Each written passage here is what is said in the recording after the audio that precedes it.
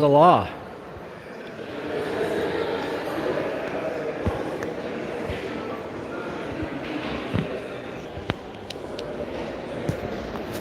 So how does a bill become a law? Do you really want to find out? Do you really?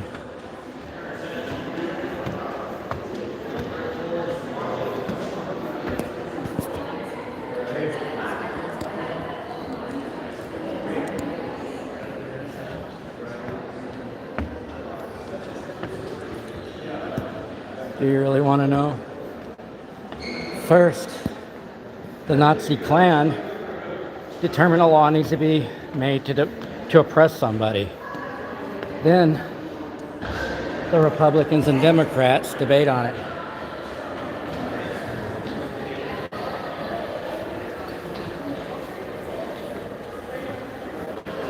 They pretend to debate on it, but there's never any questions. Oh, there they are. I'm trying to get to the gallery. It's down there. The upstairs gallery. Oh, the upstairs one. Where's that? Here? It's going to be Here? I was just talking about how a bill becomes a law. They stopped. They remember that cartoon when we were kids? SB7. They finished it? Now it's on SB14. Oh, they're in there? Police. They're going to call me. You can sign up if you want. Thing? It's right next to it. Okay.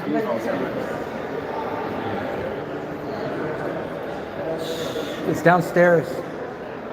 I'll see you up here.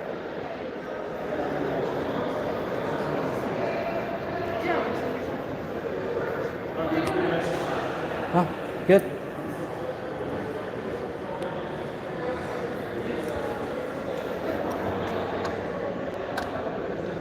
It is locked. It's closed, huh? Upstairs? Oh, because they just finished. So they just finished though. When do they start SB14, do you know? I have no clue. Okay. So there's a lot of DPS here. The Senate. Oh, I'm on the wrong side. Yeah, this is house. Okay. I think I need to be downstairs, actually. So there's a lot of DPS. They never know anything. I have to reintroduce them to the Constitution on occasion. It's pretty shameful to have to tell a lawmaker or law enforcers their jobs. But hey, it is what it ain't. How does a bill become a law? Well, first the Freemasons steal land and claim victory when they actually haven't conquered people, but they diseased people. They brought in disease.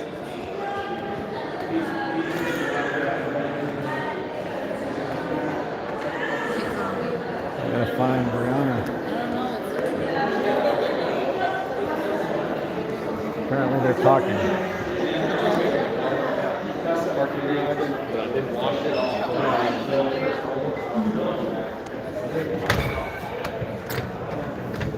They're closed. Are they closed? It's definitely Activism. Oh, it's open. Okay. They need to replace their doorknobs.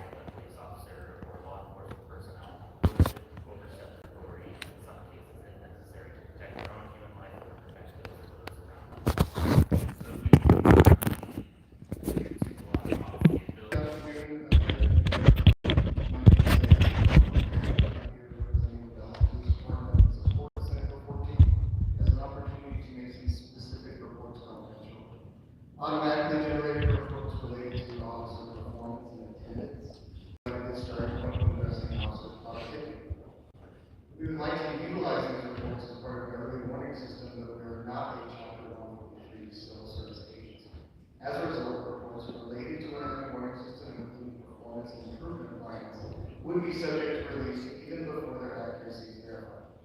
Additionally, reports related to an officer's use of sick leave, vacation time, and when they choose to take a holiday are subject to release and are not confidential.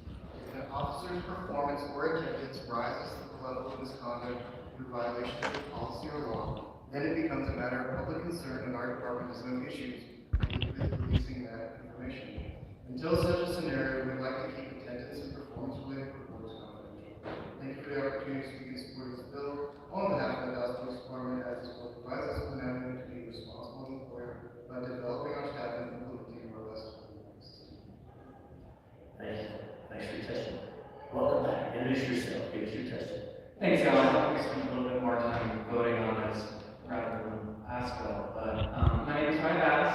I'm opposed to this bill. I think making it harder for people to hold cops accountable will encourage cops to break the law. I'm sorry. There's no secret we can law enforcement a blank check anytime if there's wrongdoing or they do something horrible. Wrongful deaths in the past decade average about 1,000 deaths per year. In 2023, an officer was captured on tape laughing about a woman who ran over going 74 miles per hour down an alleyway. How did we know about him laughing about this? Released body cam footage. And now you want to give information to a private company or a license holder who, under your law, could ignore FOIA requests? I don't know if the bill was about a page long. There were no cards out for them or any kind of guidelines. Your bill also includes that documents related to alleged misconduct by the license holder for which the agency determines there is insufficient evidence to sustain the charge of misconduct be included. Now, I don't know about you, and I don't have any real background in law enforcement, but from what I've seen about this, is that holding those things, even if there's any alleged wrongdoing, will disadvantage people who are seeking justice from those things. I mean, how is a lawyer going to defend someone who faced police brutality? How is this going to do anything but disadvantage the public at large? I mean, recently a man was pulled out of his car and his car seat was, or belt was ripped off. We only really knew it because he was filming. We didn't see it until later when there was public outcry that the body cams were worthless. Much like the panelists in front of me today, law enforcement officers are public servants. They're not above the laws they protect. I don't know what Orwellian fascist white community you're seeking to create with this bill, but I know when it comes to the rights being taken away, it only takes small bills like this to pile up into a hellscape where secret police can arrest people all they do not name about, or just get away with murder. It's not good. Don't pass it. Thanks for your testimony. Hold tight. I'm going to call the next panel. We'll be ready for you. So then I'll say it first. I didn't think you would. Thanks. So we'll, on the next panel, we're going to be looking for Julian III, Charlotte Lane, Melody Tremolo, Emily Go, also for Chief Jason Warren, Kathy Mitchell, Ananda Thomas. Call a few extra because some folks have left. So if call your name, please be on the Senate floor. So we can get you on the next panel or one after that. And welcome back. You know how to do this. You don't need to get close to the microphone, but I will have to remind you that you're welcome to introduce yourself for the record and give us your testimony. Thanks. I got that first one, voice. My name is C.J. Richard. I'm here in opposition to SB 14 on my own behalf. Do not as see. a civil rights attorney. SB 14 is perhaps one of the most dangerous bills I've seen since I began coming to the Capitol advocating for against legislation. SB 14 should be named the Protect Bad Cops and Let the People Eat Cake Act. I feel this body needs to be reminded that Article 1, Section 2 of our Constitution says that, quote, all political power is inherent in the people, and all free governments are founded on their authority and instituted for their benefit, not the benefit of government agents who violate that trust that we the people placed in them. I'm a retired special agent, federal agent. I got my retired credentials here. I got a T-Cole certification, so I'm not anti-cop. As my website suggests, ICBadCops.com, that's what I do. I see bad cops. This is going to protect bad cops. It's going to make it harder. As a civil rights attorney, I can't tell you how many times I've got somebody that comes to me and they want to file a lawsuit, and I can't access through open records. Okay, well, has this officer done this before? Because, as we all know, the police investigate themselves and find no wrongdoings.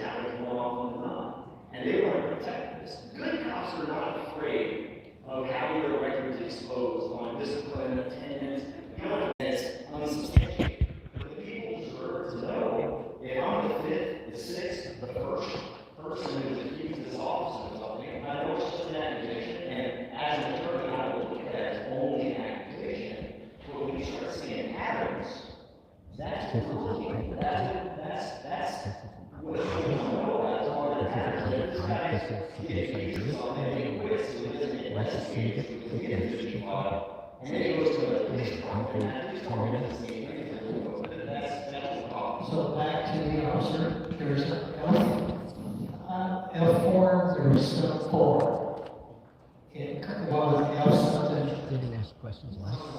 So on that form, there was very general, let's just say very nondescript reasons for termination or retirements or whatever it is. So has that form been modified to be more detailed? So yes, at the end of the officers, were required to finish all pending investigations. We're panelists. And as part of those documents, You can speak with us. Be on our side. Whatever that side is.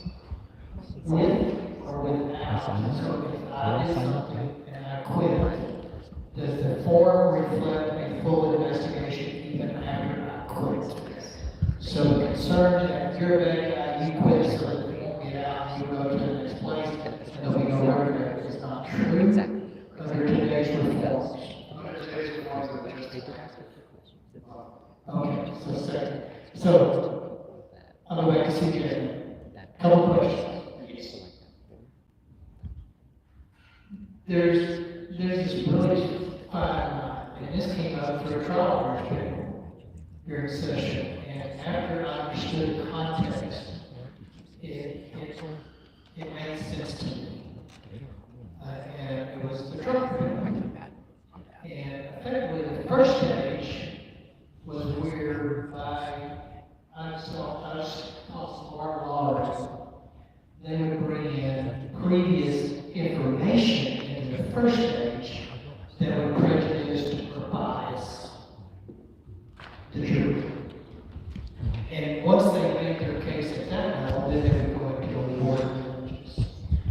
The whole law was about taking the prejudice of a historical context off the table and looking at that individual on that incident and that issue. I used the example, I'm wrong or different. If I'm a murderer 20 years ago, and I served my time, did my crime, and I walked out in the streets to the our justice system, and then I get called in for something else, it's the something else that I should be trying first, and then if I'm found guilty of that, then I should be punished accordingly with all the back history. So, what concerns me in what you're saying is, one, if it's never been vindicated, but there is a documentation of the final investigation, internal, but I have to trust Try to get the affairs of people at that point that are delegated their responsibility.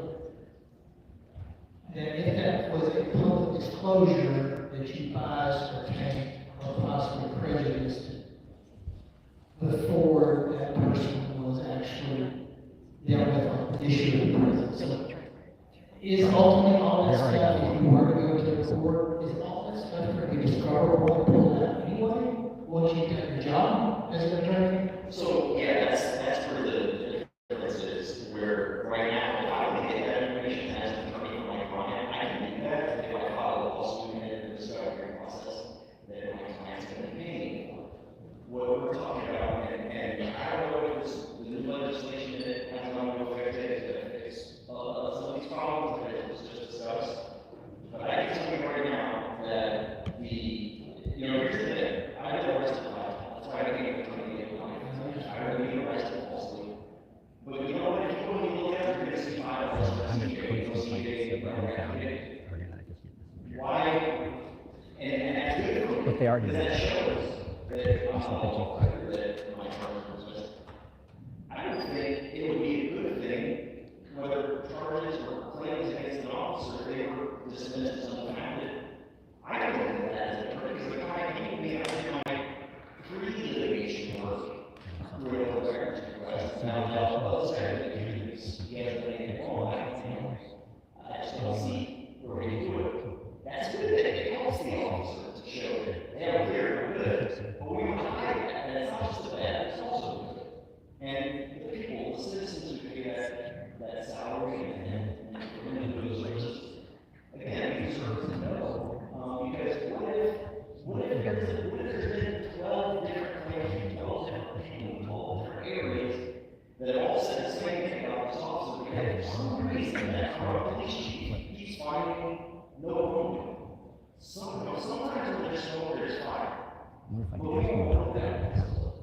Mr. Chair, and members of the district, I do want to just come back on the current law that we passed that you said.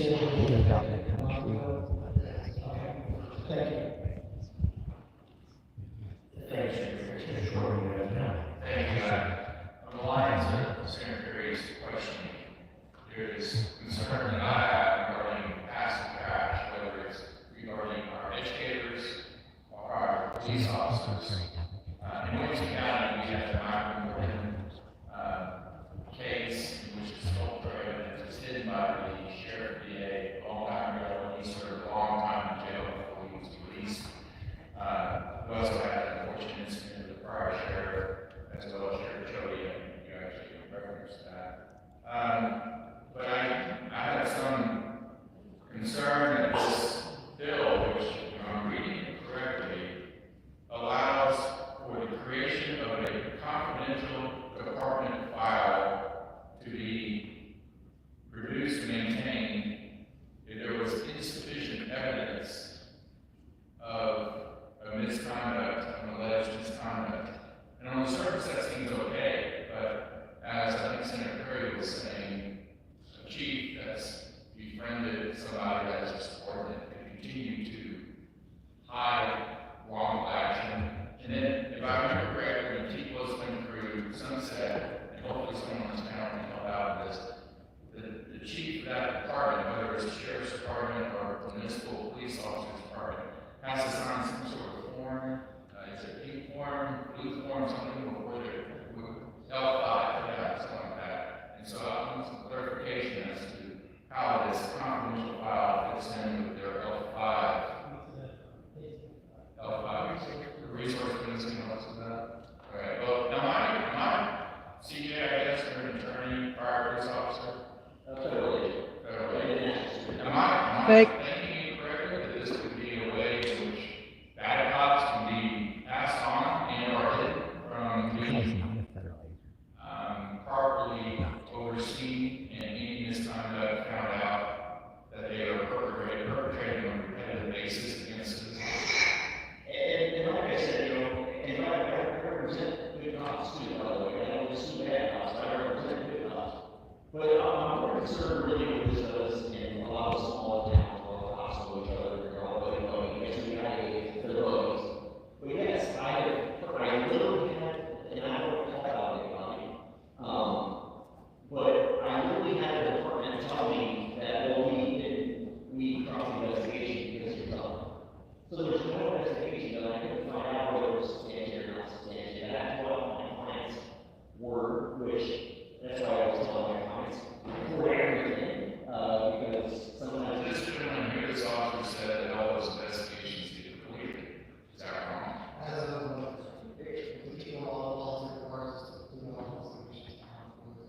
Well, and I would say that, I understand what's going on, I'm in no way being his integrity on this, but I definitely follows every single department, whether it's an IT police department, a city officer, the county, constables, and we have all of those already, we accelerated program, 2 pages of police officers just in the last couple of years, who have been arrested for serious crimes.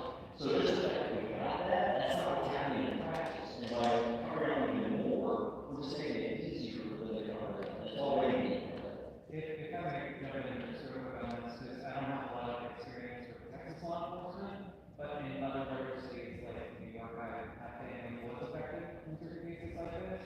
A lot of the times, whether it's law enforcement unions or different precincts or chiefs who are running like they'll need these officers who have these allegations and they're ongoing investigations, but then they are transfers and the ongoing information doesn't get passed along until that is wrapped up, and then other precincts will draw out that investigation so that people don't get it. If it's an ongoing investigation, we're still looking at, well, it's been 4 months when this happened 8 months ago, we're trying to start our trial on this issue. So thank you for this.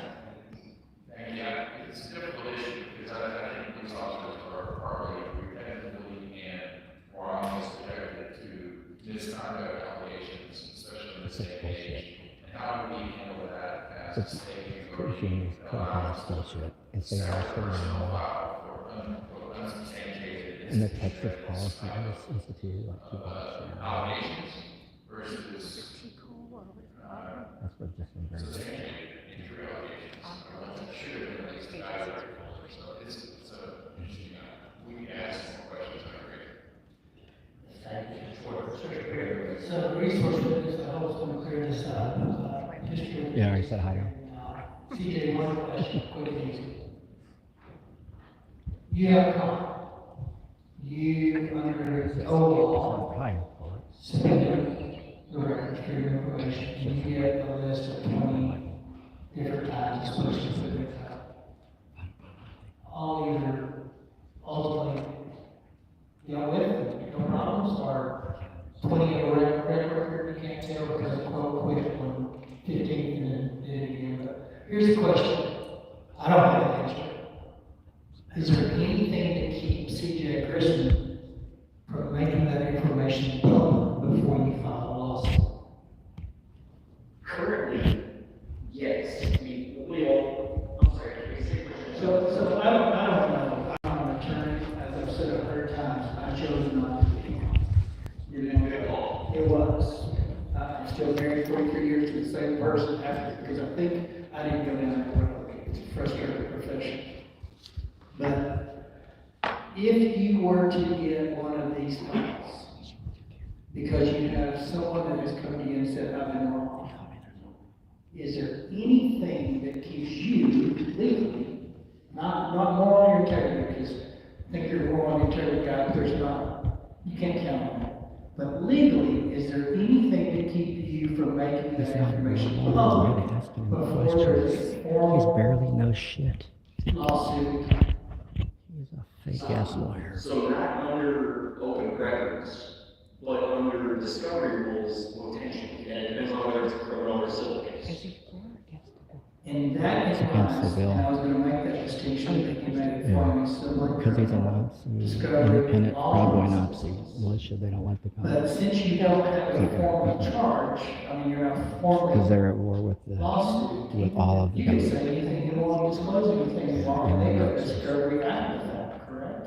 Correct. He only So likes you the can Nazi make a cops, public case public, which is a lot of them. and work with the press and the public long before there's a formal lawsuit, correct? That's correct, but I became an attorney to be an ethical attorney because I can't stand most attorneys. I wish if most attorneys had your history and background, Nazi. we wouldn't be having this conversation, and we would be in quite the quandary Fucking Nazi. that we as legislatures with our good men and women in uniform act. So I do look forward to the resource of this coming back. Thank you, sir. Yes, sir, thank you, sir. She can't date me. She can go away. Secretary Burton, you're with me, because you have the time. Thank you, Mr. Chairman. CJ,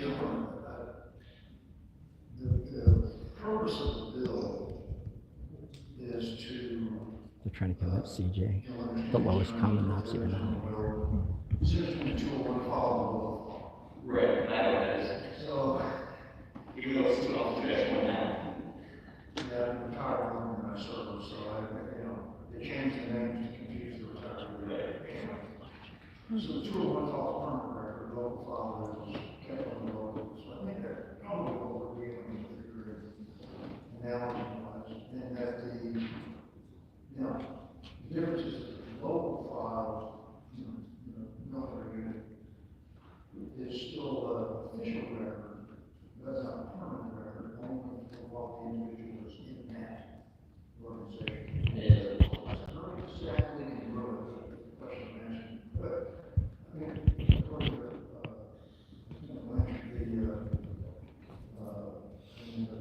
what I read from the Brown and Bill authors, that it's designed for the things that are unsubstantiated. And when I read this list you've given, are you telling me this is all in such unsubstantiated lessons, or each thing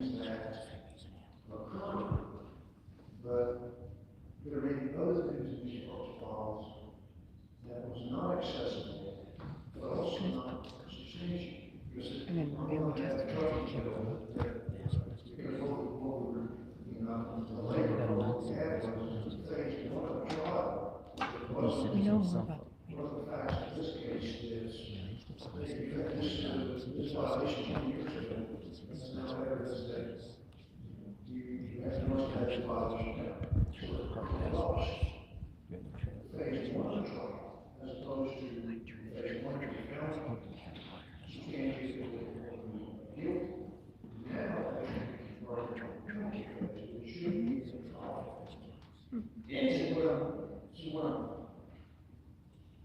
I'm asking here is, of all of these, everything from child pornography to DUIs, were these all things that were unsubstantiated in these officer cases? So, in all these cases that I brought before you, not all of these have been fully litigated.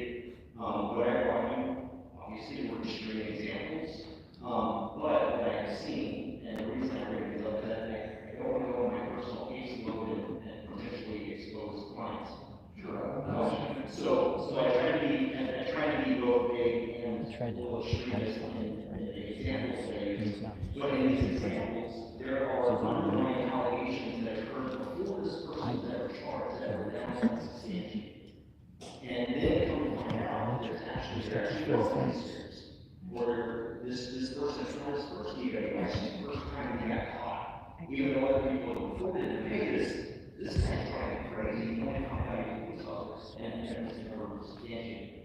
That's what I'm talking about, is those kinds of complaints that because each of these has an underlying victim, a citizen that they can place up to DWI.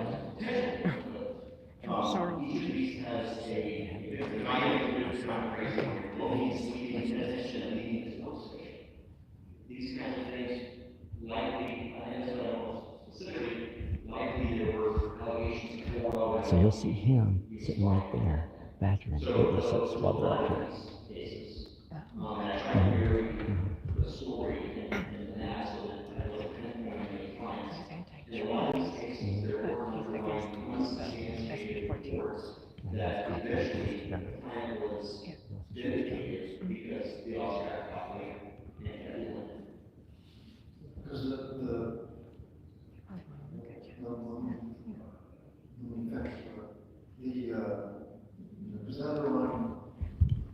underlying pretense, and Mr.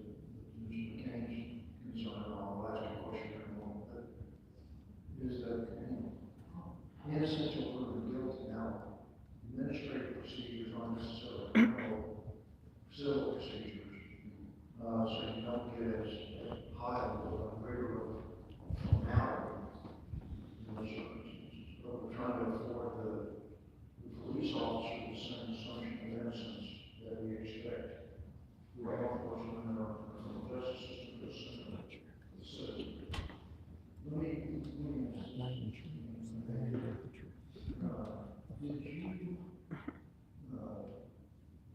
I'm not sure if I've seen the words complaint.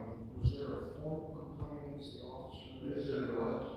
That is now in the record that is searchable. So many places. That is not set aside. So I said, forget them, so they can call us. Someone says these expressions wives or seconds and tensions on the other side of the story. It is your experience that you detail in your testimony. Is that case in a substantiated column of it, or is it substantiated and substantiated to put the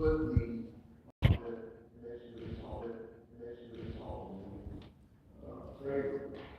Let me ask this. The way you said that is, in making the complaint, did you try to access previous events to substantiate your complaint? Or did your complaint stand on its own? That specifically is your experience from walking into that convenience store to being arrested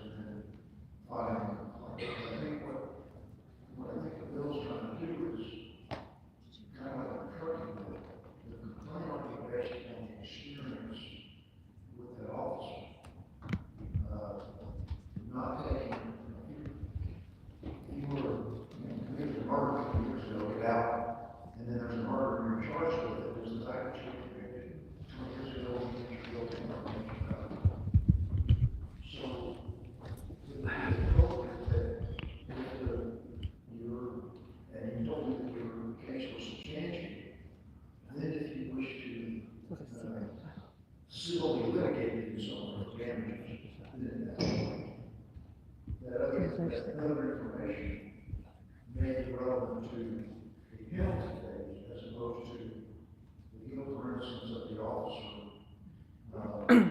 Is that fundamentally what I think you're trying to express to me? Yes, and I thought, then I researched it, figure out this not agree, and I was able to get the option of civil service personnel. Not the one who's police department. And in that civil service law is where I found other issues, or issues with his officer degrees.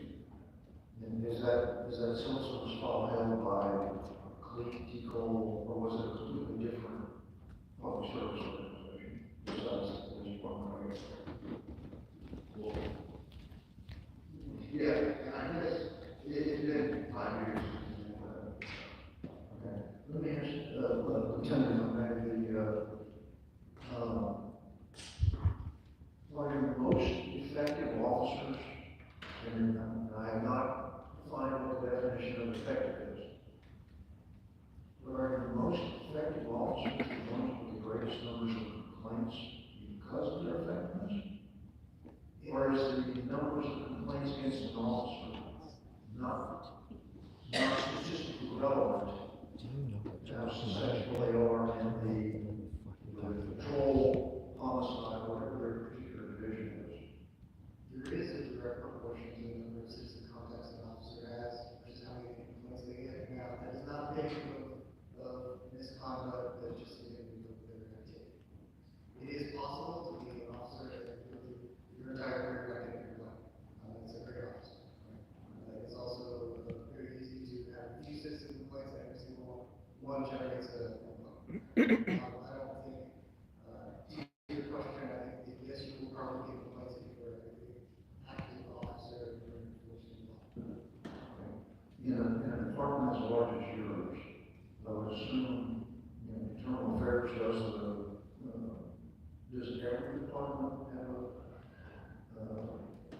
somebody that's checking the validity and veracity of, or is there an independent, an independent of the department's authority that is checking the veracity or sustainability, not sustainability, that's the wrong word, but verification of a complaint. So I can speak to what we do. We take a complaint, and we preliminarily review it, we can review audio on camera and verify that it just didn't happen. We put in a complaint. If we don't, we still have the complaint, we're able to verify that it was false, we will start an investigation, and we will determine if there's evidence to sustain. Who checks internal affairs?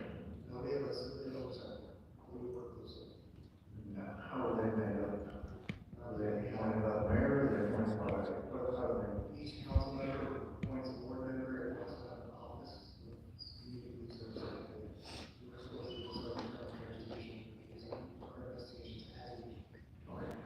So there's one quick, just a little less that one of the reasons why it's important, because there's something called Monell liability, I don't know if you know what it is, but if I as a civil attorney want to sue the county or the city or whatever that entity is, I have to overcome what's called Monell liability, and I have to show that there's a policy, practice, or procedure. And that policy, practice, or procedure will show an act or omission of an act. And so I would need to know, like, okay, that's why it's important to know, is there a policy, practice, or procedure to allow all these things to find them unsubstantiated? Because then I know when I'm not look at it, it comes to me, I'm always in the office, or I'm also in the county, or the city, or the school district, whatever it is. And so that's where the unsubstantiated stuff comes in, because it helps us to determine whether or not there's a moral liability. Thank you, sir. Thank you for this testimony that you gave your student. Thank you for being a good resource with us from the Commission on Law Enforcement. Sheriff Thomas, question, quick. It's a Nazi, so I had to shake your hand. I knew it. Sweaty Nazi flag. God.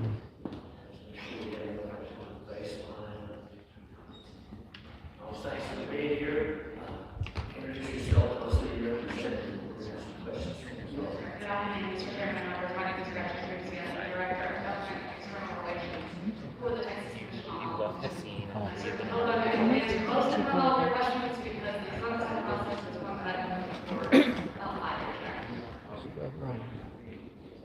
Thank you for that, for being here. Representative Secretary. I hope the answer is my recollection Ask you a somewhat question. familiar and with accurate. Absolutely. Okay, so Ask you questions, okay? a couple of things. Gonna ask you a question. Where we were at prior to any of the conversations for multiple sessions was there really wasn't any transparency and there was no requirement that an HR person could talk to the previous HR person regarding any chief about the G file. Or there might have been a requirement to have a conversation with one of the two. Talk first about the L5, is that what it is? Did y'all change the L5 report to be more detailed? First. Thank you, Senator. So the F5 has now actually been replaced by a year report of separation. So no longer do we have the categories of honorable, general, or dishonorable, but instead what we've done is actually made a more comprehensive process. It requires a much more detailed list of what a law enforcement agency should receive and review in order to hire a law enforcement officer or one of our other licensees. That includes the background information form that was passed actually in the 87th legislative session through Senate Bill 24 that ensures under penalty of legal disciplinary action and up to and potentially including disciplinary action of the chief administrator's peace officer license, that they have reviewed all of the documents provided to them by the previous law enforcement agencies, each one of them, for every law enforcement hire that they make. And that report would detail in great detail, I remember this conversation, everything good about it and everything bad about it, nothing left out. Absolutely, Senator. So, in fact, in the bill that's before you, under 1701-45351E1, that is the explicit requirement that the misconduct investigations, any allegation of misconduct against a licensee, regardless of whether they leave that law enforcement agency under whatever circumstances, is concluded, and a summary report of that investigation is submitted to TCOL within 30 days of their separation. So practically speaking, I do something, I quit, you're going to go out and do the full documentation regardless of the fact I'm no longer there. The law enforcement agency that was employing that is required to do that. And the person reviewing for potential hire, if they choose to hire me and something bad goes on and it's in that particular report of a recurring theme, that person's taking that liability and responsibility. That's correct. Okay. Secondly, you heard the conversation. This law came into effect 30 days ago. Would it address the concerns of Mr. Grissom in that, let me back up. Basically, today, could there still be unsubstantiated claims reported to the press, if not but for this law? So if I can address Sure. things real quick. So the requirement that a misconduct investigation be completed and a summary report submitted to TCOL actually took effect last September. So we have been receiving those. The scenario that Mr. Grisham laid out regarding an officer leaving to escape bad conduct. Previously, prior to the sunset requirements that went into place last session, previously, yes, that could have happened, but now today, you cannot just leave to try to escape bad conduct. That must be, the investigation must be completed and submitted to people. So let's talk about the concept of this. It wants to not necessarily hide or anything, it's just not wanting things to get out that are biased or prejudicial before they're unsubstantiated. But in this current system, if I quit and the report's done, that would be subject to the Freedom of Information Act. Under the current scenario for a law enforcement agency that is not subject to 143 of the local government code and civil service protections, theoretically that could be released to the public, yes. If this bill's passed, would that information be available? If the bill passed, that information would go into a department file, which would then no longer be available for public information requests. So, First of all, I don't think there's anybody that's not a huge supporter in family. And I don't know, if this conversation gets, when you lay something out through Sunset and other places, you just assume that everything's gonna be cleaned up. Why would y'all protect something that has been substantiated through internal investigations, literally keeping someone from being hired going forward? I'll put it this way. If it's substantiated and I'm a good guy, why not let it list? If it's substantiated and I'm a bad guy, why would the public even know that? If it is substantiated, then it is already public and should be. And that, the information in this bill, the legislation before you does not change. So qualify that. How is something that's in an internal report that reports everything that I've done, good and bad, that could keep me from being futurely employed, public knowledge? So let's differentiate really quickly. You're called in terms of the A file, the G file, or the personnel file, and the department file. The personnel file contains everything good and everything that is substantiated that is misconduct. What we're talking about here is the unsubstantiated information. And in context, is that what used to be referred to the G file that's unsubstantiated, and over here for internal review, but not for public because it wasn't approved? Correct. But there's a personnel file that looked just like that G file and everything that was approved. Correct.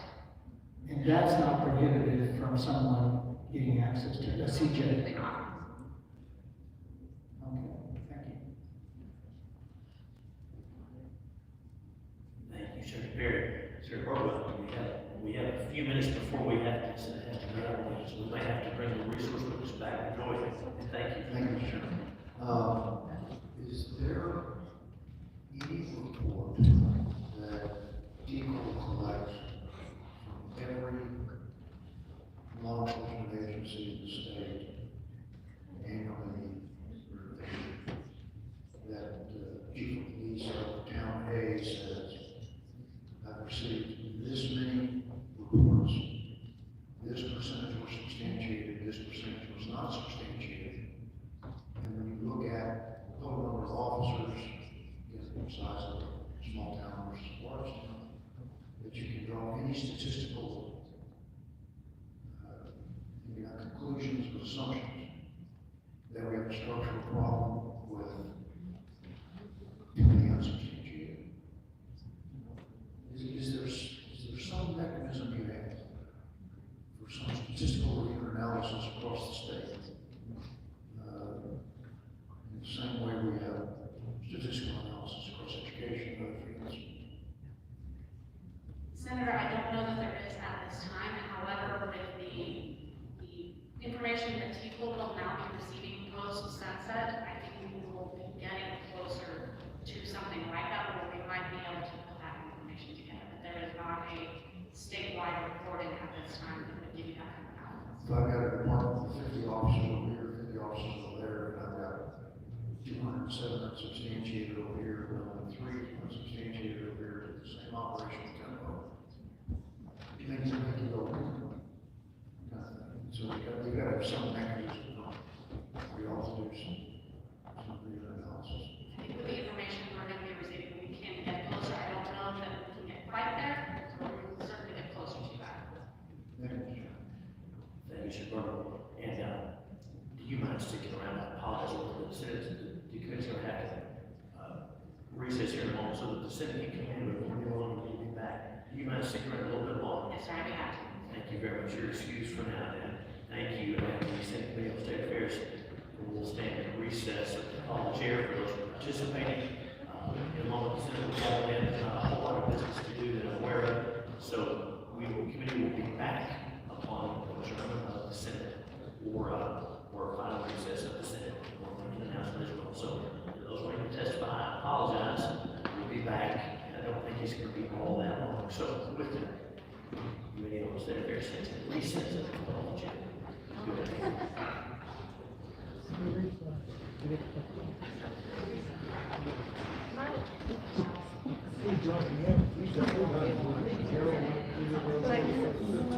We are in kindergarten, obviously.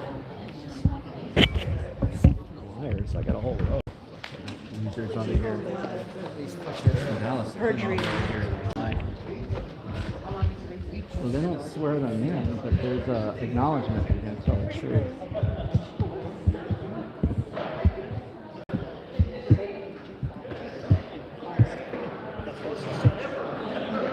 I've been a bad guy. She's lying, by the way.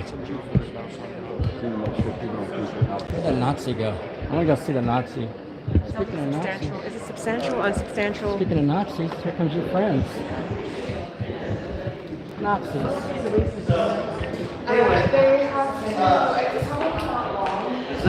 Hour? Half hour. Okay, thank you. Yeah? That is it? Yeah. Look, it's the Klan. It's the Klan.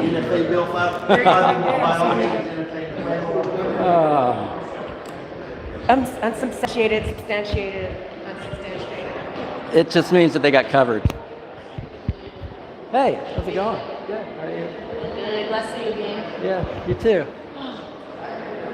Substantiated, or unsubstantiated. It's bad cops getting away with it. They just don't want to say what it really is. Yeah, that's right there. How did they center a Nazi in that conversation? How did they center a Nazi? Now they do. You guys are Nazis. Speaking of Nazis, there goes Bullock. Nazi There goes bullet. one of the little henchmen of the mob. There he is. There goes one of the mob henchmen. President of the APA. We'll put you in a cell too. You'll be in a cell too, Bullock. Be held accountable, Bullet. We'll cut your balls off too. Asshole. So what? 30 minutes. Look at this peckerwood right here. I just joined the Klan. I don't even know. I didn't give me no AR-15 or nothing. I didn't give me no AR-15 nothing. Hell no. I want an AR-15 right now. You can get me a goddamn AR-15. I'm gonna go tip over a cow and shoot that cow and say, "Mama, look what I did. I made bacon." Oh, he got a camera on me.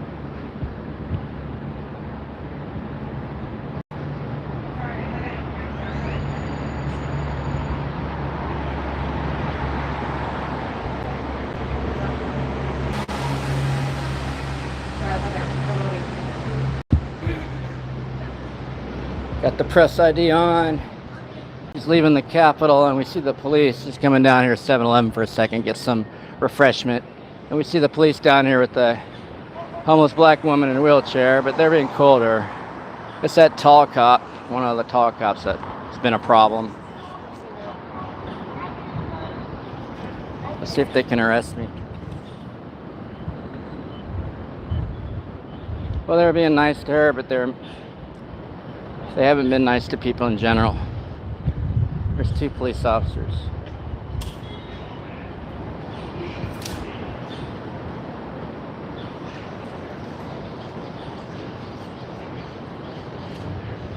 Unit 9253.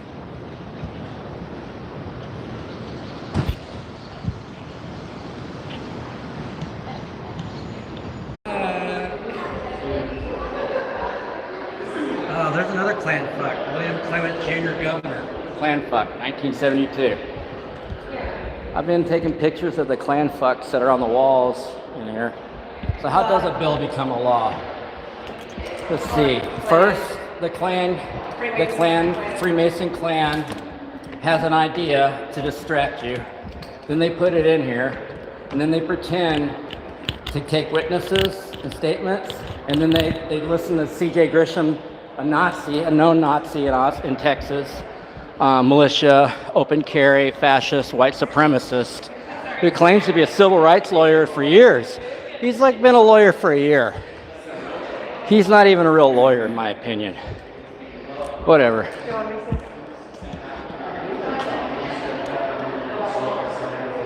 Okay, they're about to. Oh, they're starting it. Hey. Alicia, Texas Alicia. Rights. Yeah, I saw you speaking. Oh, okay. I was trying to catch you, but you were bolting off with the baby. Hey, how are you? Alicia, Brianna. Yes, Texas Rights. I said, I'm still going to go on record and say I still oppose SB stuff when I speak against SB sports. Okay. But it's over, right? Like they're not gonna. They're not gonna. They're gonna they be can't like, well, vote that's on not it. the bill we're working on. So yeah. What? Just when you're done. You were on the panel thingy with C.J. Grisham. Do you know who he is? Yeah. Do you know who he is? Yeah. You know he's a Nazi. Well, apparently. Did they know he's a Nazi? I don't We've know. got him on video telling us like 3-4 years ago that he's a black trans female, not a Nazi. Yeah. That's the kind of thing you want to impeach in there. But this isn't like that. No. And I saw a lot of lies. And he said what we need him to say on SB 14. Yeah, because he's a January 6th. His buddies stormed the Capitol. How is someone that was... Yeah, but How is someone that... against SB 14. He's such a conundrum because he also helped during the regular session. There was this terrible bill that was going to charge. We spoke on that.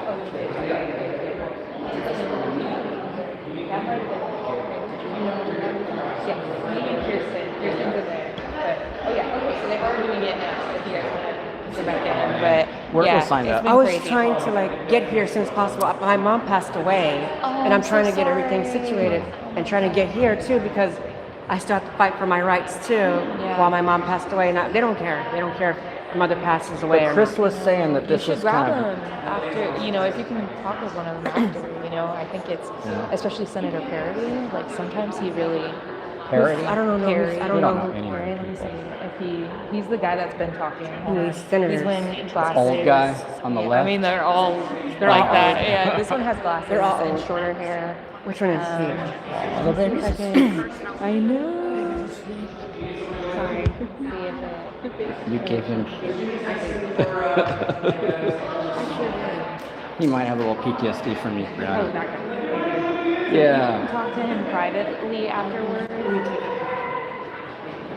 I mean, T-Close just totally He's lied. nasty. They're all bad. But They're the Senate. he might listen. So are all the Democrats not present? Yeah. All the Democrats are in another state? All the Democrats in the House. They left. Oh. Yeah, so the senators are still, they don't have to do anything. Oh, all right. It already passed on their end.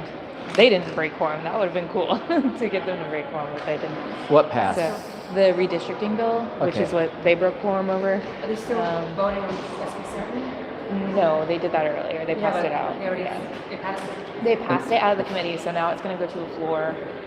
I can still talk against it, right? This week? No, I mean, they're going to cut you off if you start talking about it. There's a protest at 5:30. That's right. Yeah, That's right. at the governor's Oh, mansion, which is coming up in a minute. Yeah, coming and up then in 10 minutes. if the quorum unbreaks, if they come back, then that bill will go over to the House, and then you'll have another chance to speak. Is that Chris? I'm just kidding. All right, so bad one. That was a bad When one. it goes to the House, if they go to the House, then I can speak. But it can't Yeah. go, right? Because the But- session's ended. Yeah, right now there's nowhere That's for what it Chris to go. told me, yeah. Yeah. So, okay, so we're just going to go speak just because here I said, Yeah, I'm going to but say you Nazi. never know when things come out. But CJ is On our was side, I on don't side care. on I don't this do one. that So, stuff. I mean, I don't do- I'm just saying, you're I've been better attacked off- by his friends. You're better with off the Nazi attacking. tattoos and I shit. still don't- Yeah, I still don't outside like here. him. Even No, though of he's course not. against the bill, we don't like him. Of course He's not. a Of course Nazi not. based- I'm just saying Yeah. you can spend your time talking about your story, which is really impactful. Yeah. All these other things. 100 rather police than, complaints. going after. Yeah, nobody files a police guy. complaint if it's not real. That's the problem with But I'm it. still All the gonna say- narrative is a I'm still gonna lie. say I oppose SB 7. We're Yeah. Do it. All right. Yeah. Well, it's nice to see you again. What was your name again? What was your name? Alicia. Okay. Okay. Well, and I need a civil rights attorney for this new lawsuit that I filed. I just won my last one. He doesn't. Like I won in federal court. Now I have another one where they arrested me for playing music, and my lawyer told me he can't help me anymore with this because he's assigned by the court. So he said I have to contact the Texas Civil Rights Project, and I'm like, Kathy Mitchell doesn't know about me. They just use us to be lobbyists for them for free while they get paid to be lobbyists. So I don't know. I'm going to try to contact them. I don't know if there's someone I can So that's just the point. It's usually, well, we don't give money either. We're not, we don't take the money from the Alicia? Yeah. I'm Bree.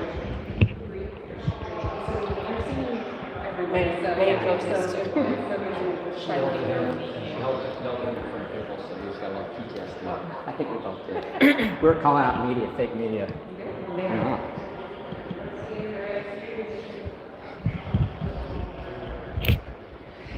All right.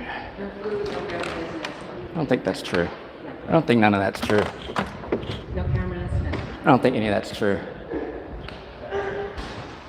So we're in the right place this time? Okay. Here it goes.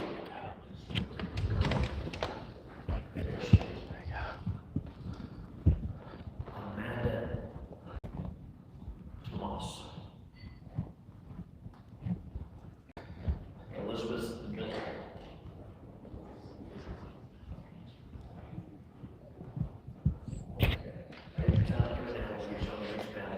Jim Crawl. Still here wishing to testify. Peter Hunt.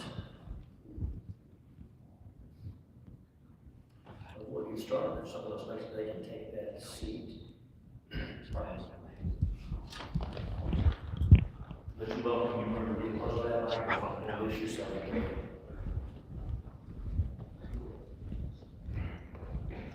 Thank you, members. I would like to start with something that I believe is a completely unintended consequence, but very significant in the way the words on the page of this bill are. This bill does not mirror the language of 143-089G, which creates the sealed personnel file. In fact, this bill does not use the term personnel file. It uses the term departmental file. The reason that this matters is that courts have interpreted the scope of what can be placed in the secret personnel file as being personnel information related to the employer-employee relationship. This is foundational law that has been used to interpret how the Public Information Act authorizes the release of information by police agencies since 2000. This is a case called San Antonio Express News. Under this case, only certain information is placed in the personnel file, and things like body camera footage, 911 call audio, generally the kinds of things that the multifamilies have been fighting for the past 3 years, are not in the G file. This bill, unfortunately, states that what will be in this new file is any letter, memorandum, or document relating to the license holder. I want to pause on that for a minute. Let's think for a moment about a small agency that's run by a constable of himself. There are many constable agencies in more than 300. Does this mean that the constable can close all the documents at his agency? I don't believe that was the intent, but that is what the words on the page actually say. If you have a sheriff's agency with 2 people in it, do all of them together get to decide that they're going to close all documents related to themselves? This is not how this should work. Voters should have access to basic information about elected officials, and we believe that this is going to impede that. So I have the handout, and I'd love for you to take a look at the side-by-side G file versus. Make sure to see it. He's coming right up there with you. Thanks for your testimony. Welcome. Introduce yourself. Go ahead. Hi, I'm the local representing South testifying.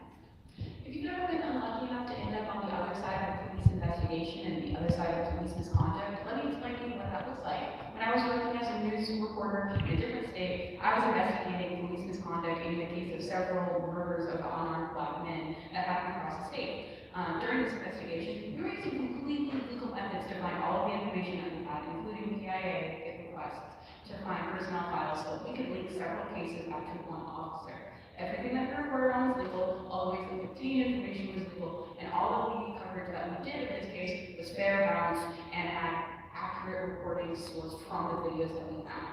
This was still a lengthy process. It took a very long time, and it put me and my team at significant personal risk. If you don't know what it's like to be harassed by law enforcement, let me tell you what it's like. It's very scary. You're never sure if you're safe. You don't want to drive around at night. You get scared when you're driving or walking past my cars. You don't call for help when bad things happen. And you don't want to go to work at night because you know that a police officer is going to be sitting in the parking lot to yell at you as you're going into the building alone after dark. This is a very scary thing that happened. Most of my team only stopped getting harassed when we moved out of state. This bill has a chilling effect on reporters who use PIA claims to get information regarding personal files. If I'm arrested and charged with a crime, that arrest report is immediately made public. Why do police get to go ahead and be accused of misconduct and have those reports not shared with the public? And if we're all going to have our arrest records shared with the public, police should also have misconduct records shared as well. Accountability is only scary if you're not acting up in a way that stands up to scrutiny. Cops in this country don't have to know the law to enforce it, according to Supreme Court in Hain versus North Carolina. So when they violate the law, the only way for us to hold them accountable is for us to be able to find these records, these personal files, these things that we want to keep secret in these bills, and use them to bring justice. Don't make it easier to get away with abuse, make it easier for Texans to demand the best from our police officers. Thank you for your testimony. Welcome back to Introduce Yourself. Howdy, my name is Melody Kamala. I'd like to read an excerpt from the passage of the bill. Except as provided by subsections D, E, and F, a law enforcement agency may not release any information contained in a license holder department file to any other agency or person requesting information relating to the license holder. Subsections D, E, and F, to paraphrase. Subsection D, a law enforcement agency hiring a license holder. Subsection E, a commission as part of an ongoing investigation. And subsection F, a law enforcement agency if the disclosure is permitted under a meet and confer agreement made before September 1st, 2025. Further, the bill states, a department file maintained under this section is confidential and not subject to disclosure under Chapter 552 Government Code. That's the law that allows the public the right to request and access government records. So, to summarize, this law, to a sentence, you want to protect police from accountability. You don't care about responsible policing, you care about carving out exceptions and removing liability from the people who should be held to the highest standard possible. Even if law enforcement agencies were capable of proper internal accountability, you do not open those doors. You do not give them the room to hide their dirt. What is the phrase that I've heard from multiple law enforcement officers? If you have nothing to hide, you have nothing to fear. So what do you intend to hide with this bill? I'll tell you. The use of force, officer misconduct, police brutality, discrimination, sexual coercion, and on and on and on. You can look at any news article out today and find multiple instances of police misconduct across multiple agencies. And if it somehow comes to light, let's look at the language from the bill itself. Any letter, memorandum, or document relating to alleged misconduct to be by the license holder. That's what you're hiding. So what do you have to fear? Being held to the same standard as the people you lord over. You know that standard is unacceptable. It's why you author and endorse bills like SB 14 to protect yourselves from the culpability that you owe the general public and a free and fair society to law. It's not just the privilege you everything to access it. Thanks for your testimony. Welcome, introduce yourself. Go ahead. Chief Deputy with the Walker County Constable's Office. A little closer to the mic so we can hear you. We're shortcuts for that. Again, Jason Moore, Chief Deputy with the Constable's Office in Walker County. That's a nice little area. About 25 years in law enforcement, a lot of that's been as a law enforcement administrator. Specific to this situation here, where I was on the TCOL advisory board that drafted a lot of policies that pushed out small agencies we talked about previously today. This piece of legislation serves as like the final piece of the puzzle in order to protect the law enforcement officers across the state of Texas, their families, and protect the integrity of the law enforcement agencies that are charged with keeping people safe. One of the things that I wanted to address is to make the committee aware that any type of misconduct is now mandated to be investigated, and if it's substantiated, it's reported to TCOL. This bill has nothing to do with any type of allegations that were substantiated. This has to do with false or unsubstantiated allegations. That coursework or that work that the agency would do to determine whether or not there was any type of fault by the officer would be documented in this file. And it's just designed to, make sure that the record reflects the fact that the officer did not commit the allegation that was alleged. I think it's imperative to pass this piece of legislation to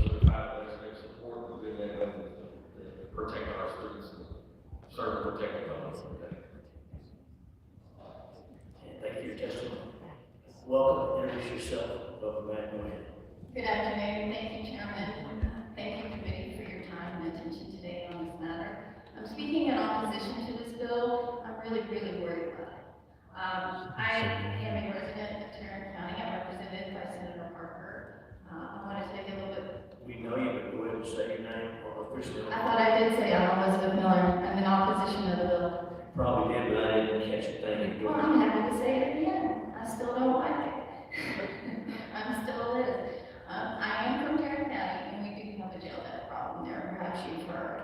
I know, just to give you some context, we've had over 70 deaths since the current sheriff has been in office. And to give you some context on what that means, people are familiar that Harris County has had some problems. We had as many jail deaths in Tarrant County as Harris County did last year, without nearly as many people. And to give you more context, Collin County had none. And we've been in Tarrant County, the residents across the political spectrum have been worried about this and wanting to, a little more oversight and transparency on what's going on. We're sure it's just a chronic illness problem, but if that's so, we need to explore that too. These are legally innocent people, most of them, and it's our responsibility. I hope the committee agrees. Once we take them and incarcerate them, we're taking on the task of keeping them safe. And so Tarrant County residents want to know more. One of the people that died, he was arrested on Christmas Eve. His name is Mason Nancy. I wish I could mention all the 70-something people, including the baby that I'm not sure is counted because the baby was born on the floor of Tarrant County Jail died. She wasn't in custody, so I don't even know if she's in the numbers. And the numbers people in Tarrant County forgot to tell us about the one that they're legally required to do this spring within 30 days. They did. One of the people who died was Mason Nancy. He was arrested on Christmas Eve. Within 2 days, he was dead. Mason was a diabetic. He did not get his insulin. At least that's what we think happened, but we don't really know. And so he was a Second Amendment activist. So all the CDJs and whatnot in the world were down paying attention. And so now there's the county commissioners and the residents of Tarrant County were getting more separated. County commissioners have instituted a new comment policy. They're arresting us for clapping in there. We're paying off settlements. And the citizens get more distant from the government with lack of transparency. I have a lot more concerns I wish you guys would ask about and talk to us about. I'm worried about a lot more. My lawyer Greg thinks of a lot more problems for prosecutors preparing for trial. I can give you a lot of problematic examples under this bill, or else he does not connect it to the sheets from the law. If there's any questions for anybody with us on this matter, lay behind you, take that, make sure we get it. Thank each of you for being here. Your excuse. They're not going to ask you. I don't want to know. They're going to ask CJ and not the other lawyer. Call Jim Crosby. Peter Hunt. Lakshmi Fox. Paige Williams. Robin Foster.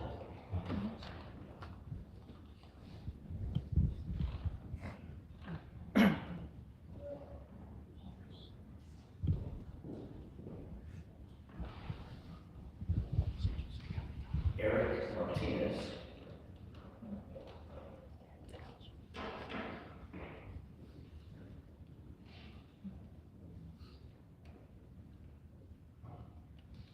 Well, each of you will begin over here. So, Charlie, you got to get close to the microphone. Introduce yourself and go ahead, bro. I'm Jim Crosby, founder of Nonviolent Austin, and representing myself and Nonviolent Austin. Thank you, good afternoon.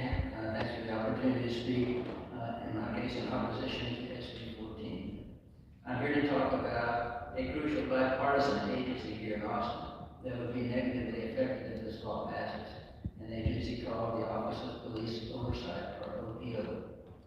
The City of Austin created the OPO in 2018 to build trust between the police and the community. The office accepts community feedback about interaction with the police, conducts independent investigations, and makes recommendations to the police department and the city manager. This foundation of transparency and community involvement conveys that the department is conscientious, professional, and most importantly, has nothing to hide. Further, when investigations reveal that most officers are good and misconduct is rare, the OPO has the power to change negative perceptions of police. For example, one OPO investigation from the summer revealed that part of the complaint was invalid, supporting a more positive view of the officer and department. Oversight committees like the OPO can also save our local governments money by catching problems early before they escalate to expensive lawsuits. And finally, agencies like the OPO recommend updates to training and policies, which brings the department in line with modern policing standards and improves officer safety. So as you can see, oversight agencies like Austin's OPO provide essential services to the community and to police departments, building trust between the two and increasing safety for everyone. If this law passes, the OPO would no longer have the information it needs to achieve these goals. Please don't pass SB 14, which would significantly hinder such agencies from fulfilling their missions of making our communities safer. Thank you. And thank you for your testimony. Welcome. Introduce yourself. Go ahead. Good afternoon, Senators. My name is Peter Hunt. I'm here representing myself, speaking in opposition to SB 14. I'm actually here to speak about a different organization in Austin, the Community Police Review Commission, which receives some administrative support from the Office of Police Oversight. Unfortunately, SB 14 effectively dismantled the Community Police Review Commission. The commission was established very recently, just last year, and I've been attending its monthly meetings basically since its inception as an observer, so I can attest to its function and intent. The CPRC is a local oversight commission dedicated to transparency and ensuring that community recommendations are a part of the discussion of police activity. Their primary function is to review cases of police conduct after an investigation is completed. They may do this either on their own initiative, in response to any complaint, or request of the department. Upon reviewing the case, they provide recommendations based on the findings and provide similar non-binding recommendations regarding training or implementation. The CPRC commissioners are fresh to their jobs, They're not even their work, astronauts. and I am personally really hopeful for what this commission can achieve for the city. It's not an anti-police body, rather it's a non-partisan commission that aims to ensure fairness and trust, and whose members comprise a very broad range of perspectives and a diversity of viewpoints. Distinct from Austin's Office of Police Oversight, which is composed of city staff, the CPRC is made up of volunteers from the community who have been randomly selected from qualified applicants. The commission has impressed me as serious-minded and judicious. It has been proactive by delivering behavior from the department, its chief, as well as from community members. It's really, in my mind, a wonderful example of municipal voters deciding how best to ensure transparency, accountability, and strengthen trust at their local level. Unfortunately, SB 14 would effectively end this. The commission is an outside agency that would be barred from accessing any files related to police conduct essential to their function. In my mind, this is a cute example of how Bill would make transparent accountability have an answer. Thank you for your testimony. Welcome. Introduce yourself. Go ahead. Hello, my name is Eric Martinez, and I'm the Executive Director of Monomedia Action, an organization based in Payne, Caldwell County. I'm here today because Texans believe in responsibility, transparency, and the principle that the government answers to the people. Senate Bill 14 would create a new department file with any document related to an officer or jailer in Texas, and then seal it off from the public entirely. That includes body cam footage, 911 audio, internal communications and complaints, even those involving serious harm or death. What's most alarming is this. SB 14 would have made recent rulings by Texas courts affirming that these records must be released under the Public Information Act. After years of delay and legal battles, appeals court ruled that families, the families of the valley, have a right to see the documents that reveal what really happened. This bill would throw all of that out. It would override hard-won legal clarity and make it legal for departments to permanently hide those same records from the public, no matter how significant the case or how severe the consequences. If this bill becomes law, future Valley families will never see the footage. Depending on how quickly this passes, Valley families may never see the documents that government has fought to keep away from them for years. Parents will be told to trust the system while the facts are law-abiding. But let's not forget, in hundreds of departments across Texas, some of the only 100 their own records without independent review. That's not local control. That's a lack of oversight. Voters will not be able to hold elected officials accountable at the ballot box if all documents are sealed. We are state that values truth, not cover-ups. We believe in acting those who serve honorably, but that starts with accountability, not secrecy. SB 14 is not about protecting public servants. It's about shielding institutions from public responsibility. I respectfully urge you to reject this bill and stand with the families and victims and every Texan who still believes that public trust is earned, not hidden. And thank you for your testimony. Welcome, introduce yourself, go ahead. Yes, my name is Paige Williams. I am representing Dallas County Criminal District Attorney John Crusoe. We are on this bill. The policy behind it makes sense. It's fair. We have an entire group of law enforcement agencies under the Civil Service Act, or the Civil Service rules, that the other agencies, specifically Dallas Police Department, are not under. Bringing those more in line makes sense policy-wise. That part is one of the reasons why we're on the bill. We have a little bit of concern with some language. It is part of the amendments that were added at the, I guess on the floor, and then we all added the amendments during the regular. They're in section F of the bill. We believe that those two sentences need to be in two separate sections. The way they read, it appears as if it's restricting them on the court. The second sentence appears as if it's restricting them on the court. Now, we start thinking about it are the criminal cases where this information would be relevant. Additionally, where we agree with the policy behind it, this bill as written doesn't entirely match the civil service rules. And we would like a little more clarity with that, because under the GFOP rules, which is what y'all have been talking about, is the civil service rules, the exceptions are as otherwise provided by law. They're not specifically on the Act and the Standard Plan Act. It covers a lot of things that aren't covered under the bill that includes legislative investigations. This where the civil service rules would be included, like they would be covered. So we would like that language to change if possible. We don't necessarily need it, but we do need that. We'll probably have some questions for you. Thank you for your testimony. We're keeping your friends up. Don't run off, please. Welcome. Since you're on the end, get closer to the microphone. Introduce yourself. Go ahead. Thank you. My name is Robin Foster. I'm with the Harris County Deputies Organization, Fraternal Order of Police Lots 39. We represent law enforcement agencies in Harris County to include the Harris County Sheriff's Office. I am also joined in this statement by Ray Hunt of HPOU and Michael Bullock of the Austin Police Officers Association. HPO FOP 39 has registered on the bill, but because of concerns regarding the unintended consequences of disclosure of department files under subsection F for peace officers. SB 14 creates a mandatory requirement for all agencies to keep a separate personnel file that we call the department file. This file shall contain all allegations of misconduct by the officer that were investigated, but resulted in no discipline due to insufficient evidence. It should be noted that an unsustained complaint against an attorney can only be kept for 180 days, and for a doctor for 5 years. For a police officer, unsubstantiated complaints are going to be kept forever.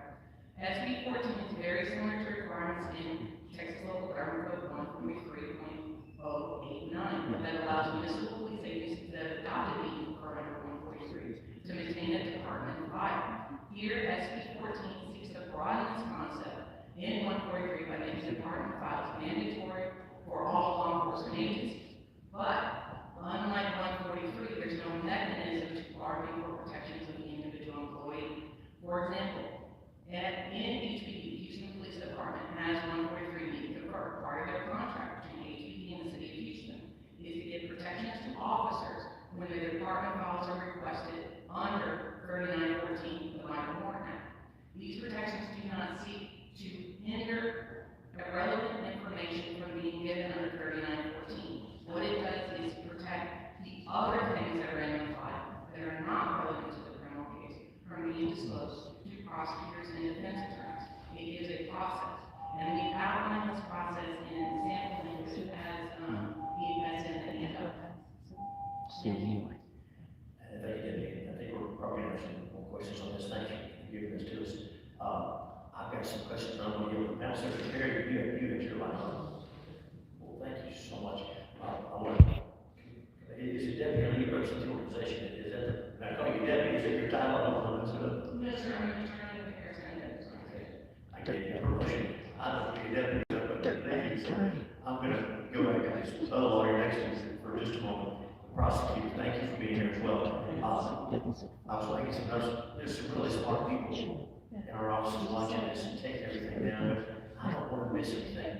Are you comfortable giving us something in writing on the specific concerns you raised on behalf of the DA? Do you mind doing that? You don't, not right now, but if you don't mind, it would help us. I was going to ask you about that. is it okay if I email Dylan because he's the one that's in the King's office that Well, of course, be gracious, so of course, which will make sure, I want to make sure I don't miss it. And the council will be at the and it sounds like you're also speaking on behalf of the Houston and Austin, City Officer Associations, is that what you're saying?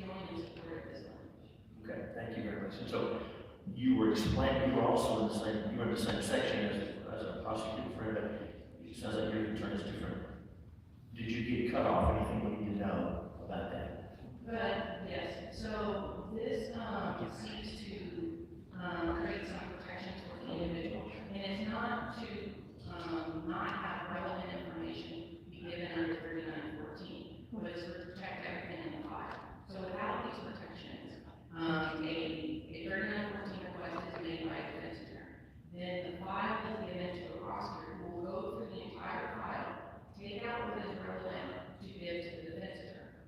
In Harris County, because HPOE has a contract, what they have is they have an attorney within HPD who anytime one of their files is requested, they go and ask for an in-camera review by the judge of the file. And the judge will decide what needs to be taken out for disclosure under 3914. That keeps the rest of the file of things that do not need to be disclosed under 3914 protected from the prosecutor, not only the defense, but the prosecutor's office. Because if the prosecutor sees the information that's in the file, they then have that information under 3914 and it will go into their database. So these are unsubstantiated claims. If something is substantiated, then that's going to be in the personnel file, which is subject to record. But what we're trying to do is protect unsubstantiated claims, because these could be very claims that are recent defamation of character, false claims, lies against the officer, that the officer is going to carry forever under this law. Unlike attorneys and doctors who only have to carry it for so long, officers have to carry it forever. So this allows this that is supposed to be confidential to remain confidential. And it's very similar to, let's say, medical records or CPS records that have the same provisions of protective orders and Thank you. Let me ask you how that would apply. You mentioned that in Houston there's a contract, I guess that means between the union representing officers and city. So then, in an agency in Texas that did not have such a contract, there's a request under 3914. What would happen to the information you just described? It really depends on the agency. So I represent small agencies and large agencies. So the large agency I represent is the Harris County Sheriff's Office. Very large agency. And our hope as the union would be that they would also send a lawyer to protect the records, but it's not mandatory. And it's not something that's going to be done consistent. What is most likely to happen is the file will be requested, and the prosecutor will give the file to then parse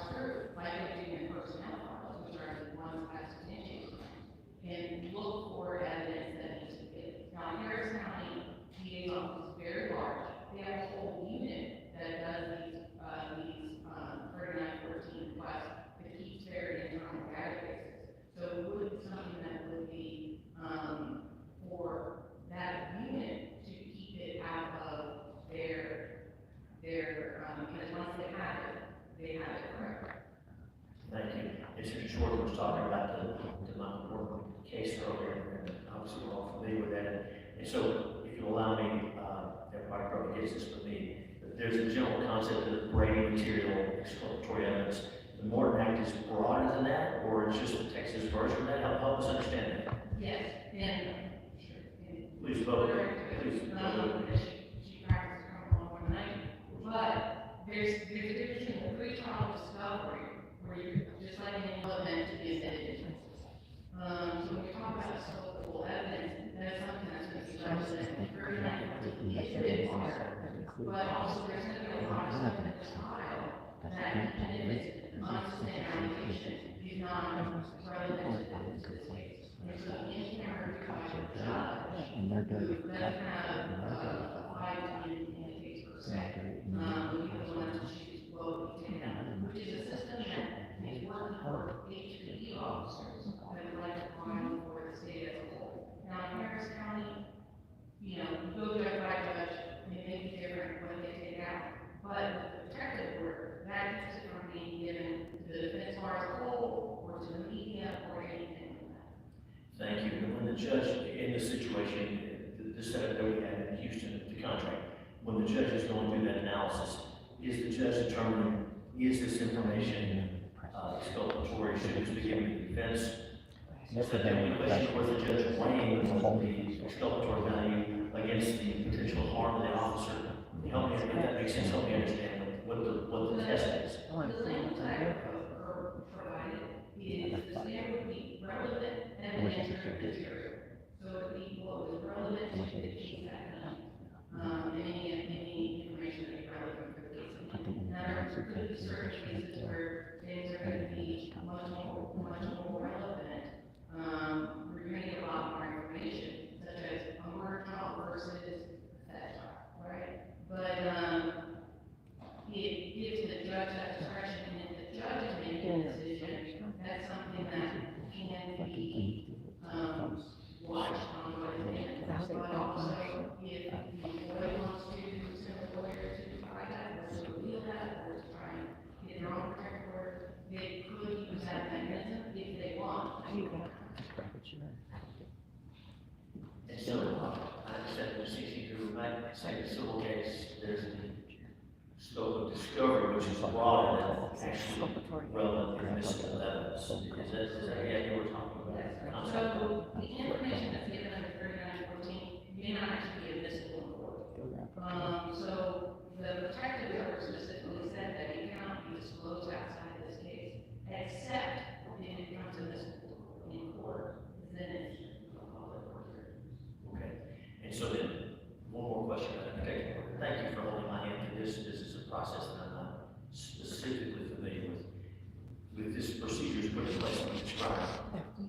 If there's any information that under 39 under the contract should be disclosed, it's either going from calculated to lead to relevant evidence, admissible evidence. Would that still be disclosed but under a protective order, or would it not be disclosed? It would be disclosed under protective order within that case. So now looking at, I don't speak in Harris County. So if a defense attorney gets 3914 discovery and they find something juicy on an officer that they see a lot, it gets posted on the defense bar tab on what I read about officer A, B, and C. Then it's unsubstantiated claims. This is different than something that there has been shown evidence of misconduct in an officer is disciplined. That's public record. So this is just unsubstantiated claims with any profession. When something is investigated and is unsubstantiated, then it is in its department file, even though officers are believing that they have to hold the record. Thank you. And Commissioner, I'm clear under the system we have with the city of Houston, the police department, that type of information would be disclosed if it were covered under the Morton Act, but subject to a protective order and not going into that exploit. Did I get that right? Thank you. And this also is disclosed under the Standard Land Act as well. Thank you. Thank you. Ms. Williams, you know, if there's a, I'm going to ask a bad question, and you just answered the question that I should have asked, if you don't mind. But is there a system like that that y'all use in Dallas County that's dependent on the department if that question makes any sense. So, we don't use the same system. Okay. How do you When it comes to 3514 and criminal cases, and we all cover a lot of testimony on the civil side, get a little closer to the mic? you know, you cover a lot of testimony. The public can see that. Also, if inquire, what is your support for this determination? That is a Yes. I can't speak for every agency, but most agencies that I work with have mechanisms where those are kept. okay. I'm just looking for, I don't want public to have big access, but I want to have access to the prejudicial bias in our system. The cops are prejudiced and biased. The courts are biased. Everything's fucking biased. This one. With 143. The civil servants are protected without other agencies.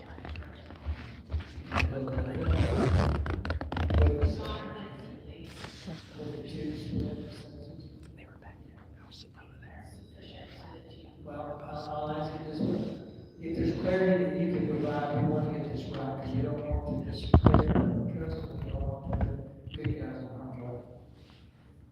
So if there's something you can provide other than split the sentence, if you want to go further, you need to, as Chairman Hughes said, get that to the appropriate peer on first conversation with. And we'll have the conversation here, because we'll make it work, it doesn't give me comfort when you are talking about liberty, either way.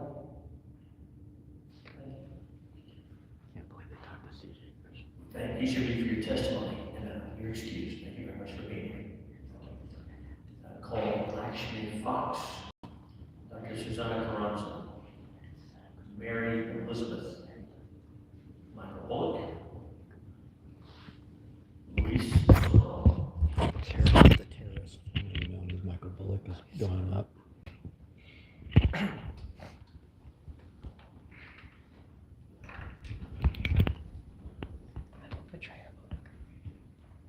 Betrayer Bullock. Kim Cassidy's little minion. Kim Cassidy's little minion right there. Harris for the mob. Thank you. My first name is Mary, my last name is Elizabeth. I have a master's in social work and a background in trauma assessment. The community of Uvalde, Texas was devastated by the shooting at Rock Elementary School on May 24, 2022, in which 19 children and 3 teachers were killed. The level of trauma that all of the families with kids at Rock Elementary that they experienced is extreme, and the effects will last for years, even decades. The community has been provided numerous resources to begin the process of healing, but their recovery will be limited without their understanding the actions taken by law enforcement on that day. Unresolved trauma has deep and long-lasting effects. It disrupts lives and shatters families. Uvalde strong, yes, but the living trauma continues every day. It is vital that the parents have access to all the law enforcement records from that day. Without this information, there's a significant gap in their understanding of what happened, and that will impair their ability to come to terms with it. For the families and the community as a whole, this blank page in their story only aggravates their grief. For the children to heal, the parents must heal. The children who attended Rock Elementary at that time were growing up. They face normal developmental challenges as they enter adolescence and adulthood, but these will all be significantly complicated by this traumatic experience. An entire generation of children has been affected, and it is likely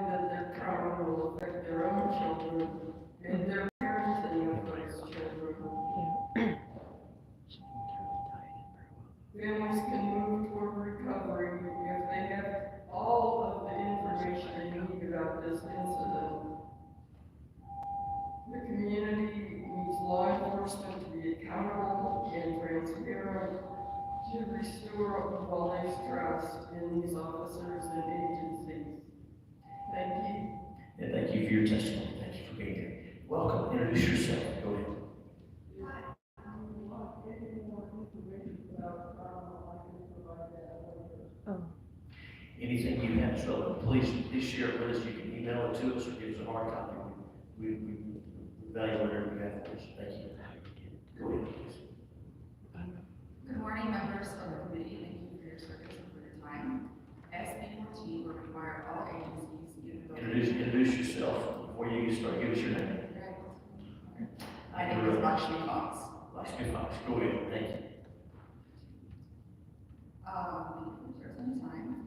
SB 14 would require all agencies, even those with only one employee, to maintain a confidential department file that includes a potentially enormous array of documents relating to police and jailers, but certainly including complaints or misconduct allegations. What the Texas Commission on Law Enforcement, TCOL, what their data shows is that 1,227 agencies, that's 44.4%, have 5 or fewer officers. Of those, 542 have only 1 officer, and 331 of them are elected constables. These elected officials would be required to create a department file including all documents related to themselves and allegations that no one will ever see. This bill doesn't fit small agencies. It creates a problem of self-surveillance. If an agency only has 1 employee, then they are required to document, file, and seal misconduct allegations against themselves. So the ironic part in all of this is that Austin is the only city that this bill would not apply to. We're the only city that would still be required to publicly disclose these. Our contract can only supersede Chapter 143 of the Local Government Code. We can't supersede the Occupations Code because that's where our licensure requirements are held, training requirements, and other things. So Austin is a city that has dealt with a lot of public safety challenges, as many people are aware. Corruption. Constituents come here. This is the hub for legislative activity, and we have a lot of visitors. Hundreds of thousands of Texans come here every year. So what happens here does affect the entire state. But I find it very ironic we're the only ones that would be excluded from this bill. So our one ask, aside from supporting what Robin brought up earlier, is that Austin not be carved out of this bill. Thank you, testimony. Before you testify, we're going to get the next one. It's just ready to tell me your name. Make sure we have it right. Anonymous Thomas. All right, hold on just a moment. Thank you. And so, we're here from Ms. Thomas in just a moment. I'm going to ask for the next panel to be coming down to the second floor. If you're not here already, we'll be looking for Kirsten Butterline, Nikki Luella, Alicia Castillo, Daniel Villegas, Sarah Beck. Again, we're looking on the next panel for Kirsten Butterline, Nikki Luella, Alicia Castillo, Daniel Villegas, Sarah Beck, and Bill King. Thank you. Welcome. Get close to that microphone. Introduce yourself, please. Thank you. My name is Anonymous Thomas. I serve as the Executive Director of Act for SA Action Front from San Antonio. I'm here today to oppose SB 14, which undermines transparency and accountability in law enforcement, core values that build trust and safety across Texas. SB 14 would create a confidential department file for every licensed officer or jailer with any document related to the officer or jailer, including records of complaints, investigations, and misconduct if the officer wasn't disciplined. I want to be very clear here, when we are talking about misconduct, it is not just excessive force. It's things like officers being drunk on the job. Rape. It's things like an officer who has detained somebody in their vehicle, stopping by their house, a male officer with a woman in the back, which has happened to my sister. Right? We're talking about misconduct that is more than just excessive force, but everyday on-the-job things that happen. And we need to remember that, and we need to hold our officers to a better standard, and the public deserves to know that. These records will be kept hidden from the public, for grieving families, from many oversight bodies. Only TCOL, hiring agencies, and thanks to the Senate amendments, the Sanford Land Act, investigators and DAs would have access. But let's be clear, the Sanford Land Act only covers deaths in custody. It does not cover injuries. If somebody is injured in custody but survives, they may never have the ability to learn if this officer has a documented history of complaints that have gone under investigated or unsubstantiated, revealing a troubling pattern. When complaints are repeatedly dismissed or buried, it often reflects flaws in the investigative process, not the credibility of the complainant. These red flags would stay hidden under SB 14. Further, an unsustained complaint is not the same as a false one. We must remember this. I know from working with over 14 families that have lost loved ones to police violence, how untransparent this process is, how they would like to have more answers, how they feel like they never get them. Please oppose SB 14. Yeah, thank you for your testimony. Sir, is there any questions for any of our witnesses on this matter? We thank each of you for being here. Thanks for your testimony. Call Kirsten Budweiser, Nikki Luella, Alicia Castillo, Daniel Yes. They invited us to come to the community review. They don't do shit. Bill Kim, They just got their shit together, just started. Lauren Pena, The OPO told us to come here, and it's a joke. Ruth Moonsie, I've been arrested over a dozen times, and younger press on the community. It's a joke. And the guy from Cedar Park is running, she's not in charge, she's not locally run, it's run from Cedar Park. And they wouldn't want me to Austin, Cedar Park. Shouldn't be involved in that. each of you will get you situated there. Who would have said No, law enforcement should be on it. They can't investigate themselves, they can't be trusted. I don't know if you know anything about law enforcement, but they're totally corrupt. Okay, well, they're totally corrupt too. Jazz Warren, all them are corrupt. Jazz pays me something. All right, if you're ready, we'll start over here. Make sure you're close enough to the microphone. And welcome, give us your When a testimony. homeless woman was killed in a tent. My name is Julian, and I'm against SB 14. Senator King is a reasonable thinker with a law enforcement background. However, on this matter, we see things from a different lens. I'm viewing this issue from the eyes of a mother. The police force is an agency, like the legislature, meant to serve the general public. And yet, in response to public wishing to have reasonable insight into the performance of its police officers, SB 14 draws a curtain around two files. The police neatly hold our safety, our very lives in their hands. I have arguments that G5s are records that explicitly do not permit formal discipline, subsequently not warranting public disclosure. However, in this job, where every day results in deaths of police officers and the general public alike, the expectation of accountability should be elevated. Officers are special members of our community, tasked with protecting and serving. Thus, we should understand that the wave is not a tool they should have in their arsenal. As a mother, I have seen firsthand what can happen when we don't have transparency. My son was taken from me by an APD officer, but instead of transparency and accountability, I stand here almost 3 years later with many more questions than answered. I'm left not just grieving the loss of my youngest child, but without faith in a system I once profoundly believed in. I think Senator King. Yes, ma'am. Go ahead. I thank Senator King for the amendments proposed to create limited, and I underline limited, access to these important records. I will never agree with the underlying principle that those charged with our safety, entrusted with firearms, should be immune from public scrutiny. Thank you. And thank you for being here. Thank you for your testimony. Welcome. Introduce yourself and go ahead. Yes, sir. You're Good morning. Good afternoon. No questions. My name is Bill King. I'm a circuit judge. Senate Bill 14 is a good bill insofar as it provides for more uniform procedure filing and maintaining records. The problem is, and my concern is that access to that information appears to be limited to law enforcement agencies. Julian.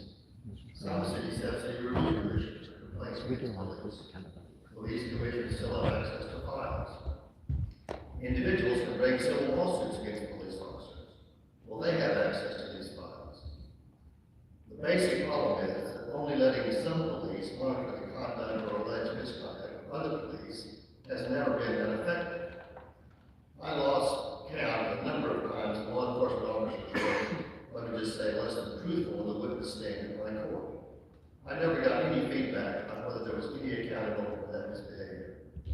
Imagine how much more difficult it is in a street situation. Having effective accountability measures is critical for police agencies. The public needs to trust them. Law enforcement officers hold tremendous power, and the public deserves to know that police mistakes are dealt with properly. The public must be able to trust that their police public servants are acting properly. And hearing everything today, the back and forth of all these different experts and people, it seems like the thing to do is just to pull SB 14. It's unclear what it says, apparently to almost everyone who's testifying, and the committee for that matter. I would suggest that you pull it until there are clear safeguards that are added to it that enhance police accountability instead of potentially hiding it. Thank you. Thank you. Welcome back. Introduce yourself. Introduce your testimony. Hi, my name is Sarah Beck, and I'm a born and raised Texan. I'm here to ask you to oppose SB 14. This bill at minimum will severely limit and of course completely prevent people, including citizens, reporters, and lawyers, from accessing police misconduct files. As citizens, our government and police are meant to protect and serve the people. Transparency is essential. This proposal of police completing their own internal investigations without witness is absurd. We already have issues with police getting paid leave and then willing in a stern talking to after unjustly harming citizens. In the city of Austin, we have an Office of Police Oversight, but they can't even discipline police. It is still left to the police to discipline themselves. I'm concerned how much less effective this oversight will be, or if it will be dissolved. I'm even more concerned for cities that don't have any oversight offices or checks in place. This attempt to blindfold the public from seeing the misconduct is extremely worrisome and problematic. This bill would prevent any opportunity for public trust. I urge you to oppose this bill. Thank you. And thank you for your testimony. And welcome. Introduce yourself. Go ahead. Good afternoon, committee. I'm Nikki Llewellyn with the ACLU of Texas. Thank you for allowing me the opportunity to testify against SB 14. Senate Bill 14 represents a direct threat to safety and justice and establishes a system where police agencies can bury and withhold virtually all allegations of misconduct at the agency's discretion. Those records would be out of reach to the public, reporters, lawmakers, civilian oversight bodies, and even the governor and lieutenant governor. The tragic event at Uvalde illustrated the deadly consequences of inadequate police accountability when 19 students and 2 teachers lost their lives. The struggle to access investigative records to evaluate law enforcement failures during the shooting revealed glaring gaps in oversight. An investigator's conclusion of no wrongdoing only deepened the mistrust about independence of such reviews. SB 14 would amplify these problems by making it even more difficult to identify troubling patterns of misconduct. The bill's restriction on access to critical records compromise public safety and further erodes police and community relations. This is evident in cases like Derek Chauvin, whose documented history of excessive force complaints went largely unaddressed before his murder of George Floyd in Minneapolis. When police departments have sole discretion over what misconduct remains visible, we risk repeating the same catastrophic failures. Transparency and accountability are the cornerstones of justice. When law enforcement operates openly and officers are held responsible for misconduct, it makes all of us safer. Texas deserves better. We need greater transparency, not less. So for these reasons, I urge you to please vote no on SB 14. And thank you for your testimony. And welcome, here you go, close to the microphone, introduce yourself, go ahead. My name is Kirsten Budwine. I'm a policy attorney with the Texas Civil Rights Project here in opposition to SB 14. So according to the bill analysis, this bill is meant to address concerns about the release of sensitive information related to licensed law enforcement officials. We have not heard any examples where sensitive information was legally released to the detriment of an officer's safety or well-being.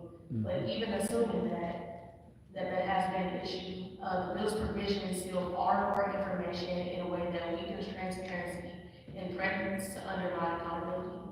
There has been a lot of discussion about unsubstantiated misconduct claims, but subsection C of this bill requires that the confidential department file include much more, including all documents related to a license holder that is not in their personnel file. This will effectively make secret a significantly broader range of documents than the bill author intends, including records unrelated to misconduct that do not contain sensitive or personally identifiable information about the license holder. If the goal is to prevent officers from harm due to the release of records about them, at a minimum, the bill should be amended so that the contents of the confidential department file include only those documents that have personally identifiable information about the license holder. In addition, the same subsection requires the concealing of documents related to alleged misconduct that is deemed unsubstantiated. It's important to note that the bill does not require the agency to conduct an investigation before making that determination. Therefore, this bill should be amended to ensure that an investigation is conducted before claims of misconduct are deemed unsubstantiated. It should also clarify that documents related to such claims are not required to go into the confidential department file if personally identifiable information is redacted. Reserving public access to records regarding taxpayer-funded public services is essential for transparency and community trust in law enforcement. Thank you. And thank you for your testimony. If there's any questions for any of our witnesses on this matter, we thank each of you for being here. Thank you for your testimony. You're excused. There's some names that we previously called some, and so I'm about to call the names of the remaining witnesses we have registered to testify. And so I call Alicia Castillo. Welcome back, Daniel. Yes. Lauren Pena. Julian Reyes. Brianna Arnold. Julian Reyes and Brianna Arnold for the first time. Julian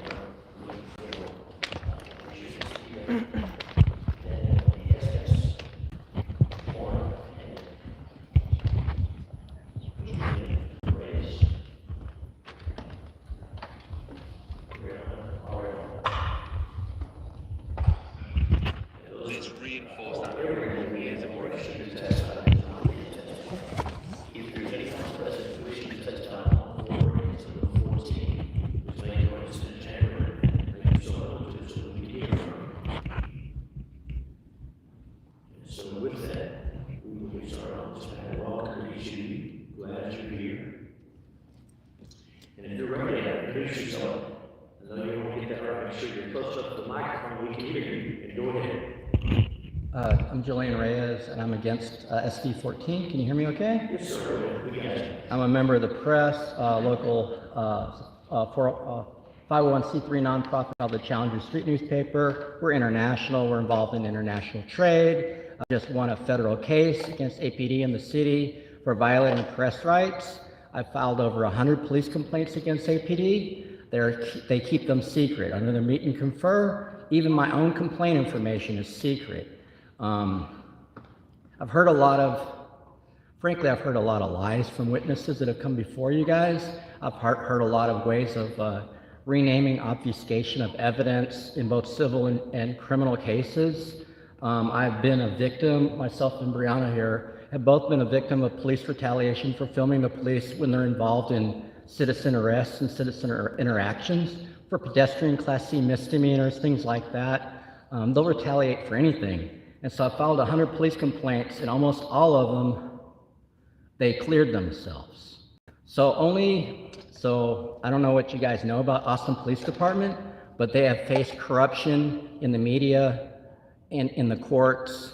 The lawyers say that there's the Brady list, there's a G file, there's a bunch of crooked police officers that can't testify against you on the Brady list because they're felons, or they've already perjured themselves on other cases, or they've been involved in felonious activities, including assaults, sexual assaults, and things like that. That's a big thing at APD. That's what people like Michael Bullock like y'all not to know, is that we have a very ingrained, corrupt, protectionist organization in the Austin Police Department, and they're already involved in obfuscating evidence under the Michael Morton Act for pro se litigants, which I didn't hear anybody talk about. I hear people talking about, like, if you have a criminal case and your attorney gets information and the judge can parse it in certain cases, and there's a meet and confers and stuff.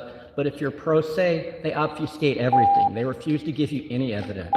I have lots of evidence for this. If you guys would like to talk to me, I can send you emails. I got a lot of background on this stuff. But basically, people like me don't come forward and risk our lives to put a bad cop on report fictitiously. The cops are clearing themselves. That's why these cases are unsubstantiated, and it's a cancer. I don't know how to contact you guys. Like, is there someone I email? Email, that's what it is, sir. Mine is Brian.Hughes@Texas.gov. That's the phone number for journalists. Go to the same website as the portal. Every morning, you can do it, or you're not in house. Okay. Thank you. Whatever you put in the record, make sure I see it. Thank you for your testimony. Welcome back. Both of you, introduce yourself and introduce your testimony. Hi, my name is Alicia. I don't want to deliberate that have been made here today, because there certainly have been a lot of points, a lot of good suggestions for ways to improve this legislation. Texas Civil Rights Project is opposed to the legislation, but at a bare minimum, I think after listening to all the conversation today, after I've spent, many of you have been looking at these pieces of code for much longer, but I've spent about 4 years really studying these parts of the code most recently. And I think it warrants a longer discussion and perhaps even an interim study. I mean, a special session feels a little bit rushed to push this through when so many questions have come up. And so with that, would love to speak with any of your offices and hope that we can put a pause on this legislation for today. Thank you so much. Thanks for your testimony. Welcome to yourself. Hi, my name is Lauren Pena. I'm currently running for United States Congress here in Travis County. It'll be the new District 37. For those of you who don't know, I am a survivor of human trafficking in this district for 10 years. I come with an abundance of information, and I fully agree with a lot of the things that this man said over here. And I am testifying neutral to this bill because I just want to raise awareness, give my perspective.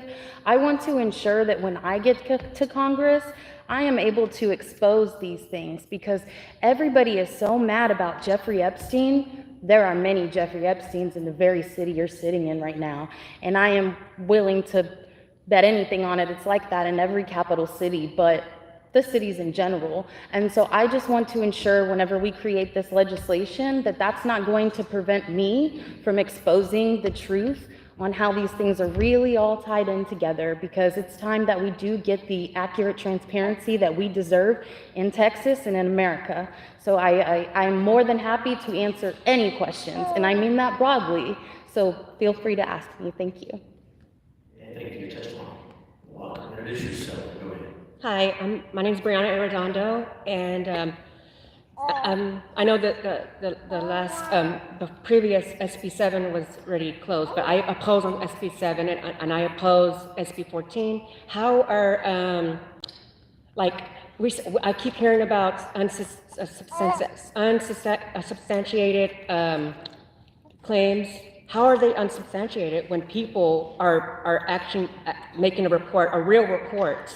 Like they're saying, you know, the police officer is doing excessive force, and not only that, but they also rape women, you know, and it's being secret. Like, how are you going to have public trust when you're keeping public records that the public demands to be public? and transparent. How are the police officers, they're always talking about, we're all about accountability, we're all about transparency. It's a lie. They're lying to you. And it's all corruption. It's all corrupt. They're corrupt, the government's corrupt. You know, it's being pushed by the police union, the APA, the TCO. They're pushing this. They're trying to push this legislation to make it harder for the public to have access to the accountability, police accountability. And there's a lot of police violence going on. How is the public going to trust the law enforcement? You know, and I mean. There's not going to be no public trust at all with law enforcement ever, because there's no transparency. There's none. There's no accountability. It's all corrupt. That's all it is. And please oppose this. Do not vote for. Please vote no for SB 14. And I oppose SB 7 too. Thank you. And thank you for your testimony. If there's any questions for any of our witnesses, thank you for being here. Thank you. Unsubstantiated. They're real clear. Is there anyone else present wishing to testify on, for, or against Senate Bill 14? I'm sorry, excuse me. I know it's not.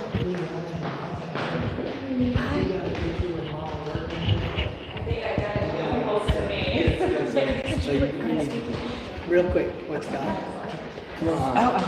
Take care of it. We're doing the only police accountability. Anybody else here that's doing police accountability? Number one, they're getting paid. Number two, they're corrupt. I don't know if I have a card. I might have a card. I can give you my email? Yeah. Or my phone. I don't know what I got. I got Monopoly money. I got shit. They have to go through this every time they arrest me. I'll give you my phone if you want. You can text me. Yeah, I hope you win. I mean, I don't really believe in elections. I don't believe that anybody's going to get. I think you got to suck Satan's cock and kiss the ring to get up there. Where they left it pending? I don't know. We just spoke. Well, here's the thing, I was already forced to do those things, so I'm going to do it. I know. There you go. What's the number?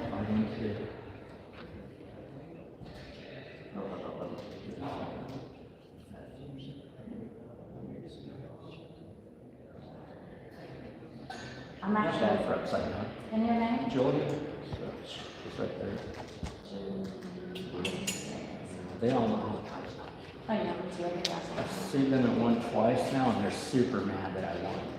And I just won $1,000, but it's federal. They violated my federal rights. I just filed, I just filed a federal lawsuit against the housing authority and the city of Austin for violating civil rights. And if we don't sue, there's not going to be justice because these guys aren't going to hold themselves accountable. It's all done in the courts. And the courts are corrupt. 99% of the cops that are charged are set free. Good luck. If it's another call, whether it's the next call or not, that's all. It's just, there's just Speak on it, too. so let me put it this way. You shouldn't lose any sleep over anything that's going on right now until there's clarity with, are they coming, when they come, what's the governor going to be? Because you can't worry about what you can't change today. We don't have a path to success on anything we're doing today because they got to be here. At least, let me back up. At least 12 of them in the House have to be here. Oh. And I think 3 in the Senate. And ultimately, they'll come around and the inevitable will happen. Bills will get filed, bills get passed. But which ones that's going to be, nobody can tell you. If they tell you it is, they lied to you because nobody knows. And the session's over, right? Like it's not going to happen, right? That's what someone told me. No, don't kid yourself.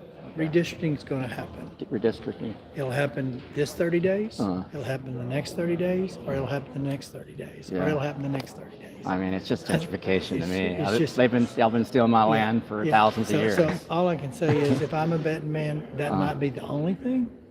But what about just SB 14? I have no idea. And I think clearly, And you know, like, why this are was a they- 100% Republican conversation today, right?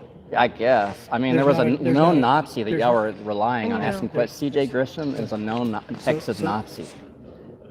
You're pressed. No, it's like be, this. You're pressed. Be objective. No, that's what people have I'm not attacked having an me. argument. So here's the deal. But you haven't done the research as press, Stay out of this right? conversation. I was having it with this lady. That's my That was friend. 100% conversation with Republican today. What you heard was concerns that need to be addressed. So I hope that 14, if it moves, gets cleaned up, because it's not quite as clear as it would be. I hope you took stock that there was Republicans sitting there going, individual liberty does matter on some level. So we'll see where it goes. I mean, I don't have any We'll handle it in the courts. It's cool. That's We're good. It's It's unconstitutional. The press has a right to know. That's the main point. No, you don't. Shithead. So can you call a congressman a shithead, or you can't? I don't understand, because that other guy was talking about poop and dicks and fuckboys. So what's the decorum of Robert's rule? Yeah, that's the one she wanted me to talk to. She just saw me and shut me up. We can't talk to you. Shut the fuck up. Tell me what to do. If you get paid on taxpayer dollars, you're a service employee. I filmed them. If you get paid on taxpayer dollars, you're an employee. You don't have any right to tell your employer to shut up. He didn't have any right to tell him to shut up. He can shut the fuck up himself. He can take his fucking Tesla butt plug, Neuralink, and cling on to his fucking cell phone. That guy just told me to shut up. The one you told me to talk to, he told me to shut up my live stream. This fool. I just told him to shut the fuck up. Can you do that?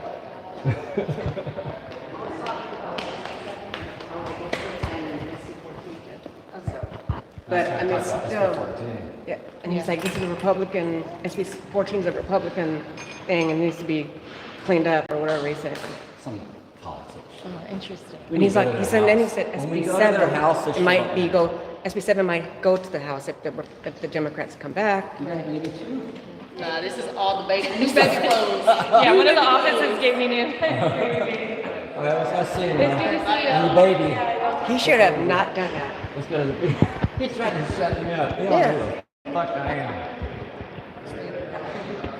I will not shut up! Senator Perry. I think it's Senator Perry. Senator Perry. I already don't like him. He's supposed to be the most middle of the road conservative. Is that what it is? The one I was supposed to talk to? They told me to shut up. So the Texas Civil Rights Project tells me to talk to Senator Perry. Senator Perry tells me to shut up. Yeah. Beautiful. Beautiful.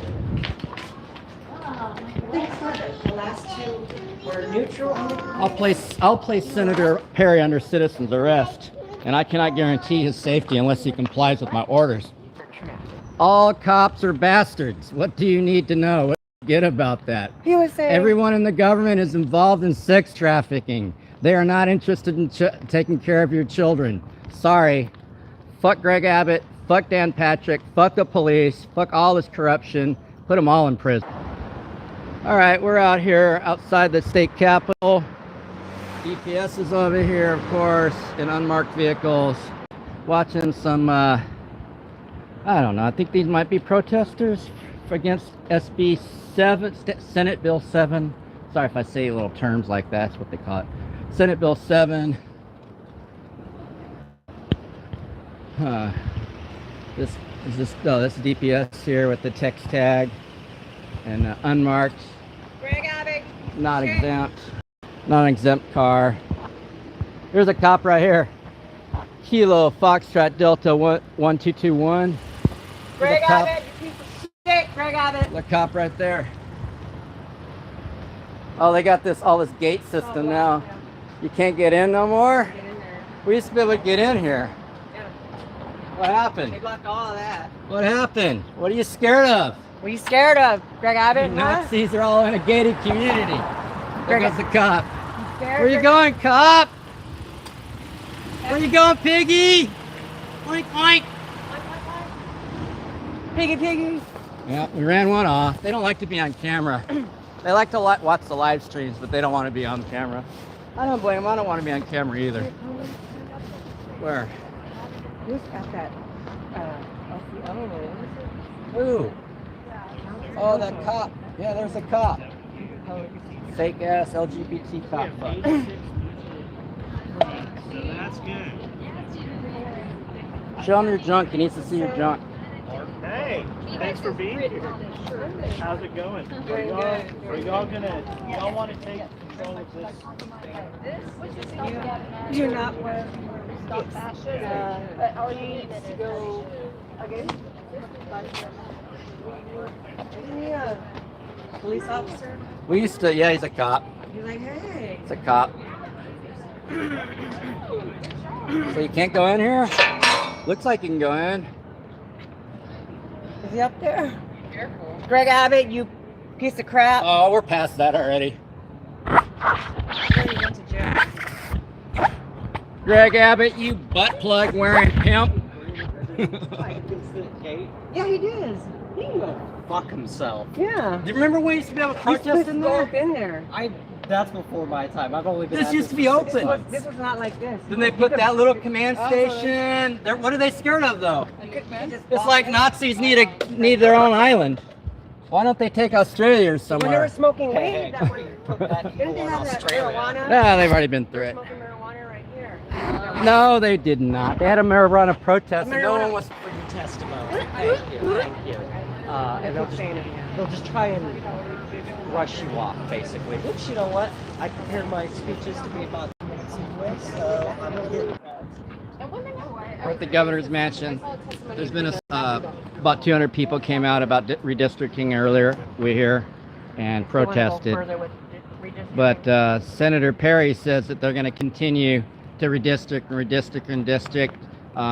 He gave us some kind of white power excuse for what they do. Anyways, we're done out here at the Capitol. We're done out here. Perry, wherever. Interesting. Very interesting plant. Very interesting. That's it's like some kind of cactus, pointy cactus to keep people off. There's a KK Capitol. There's a cop here in this black unmarked. These two are cops here. There's the Texas KKKK Capitol. There it is. KKK. Where they asked Nazis, fake Nazi lawyers to speak up.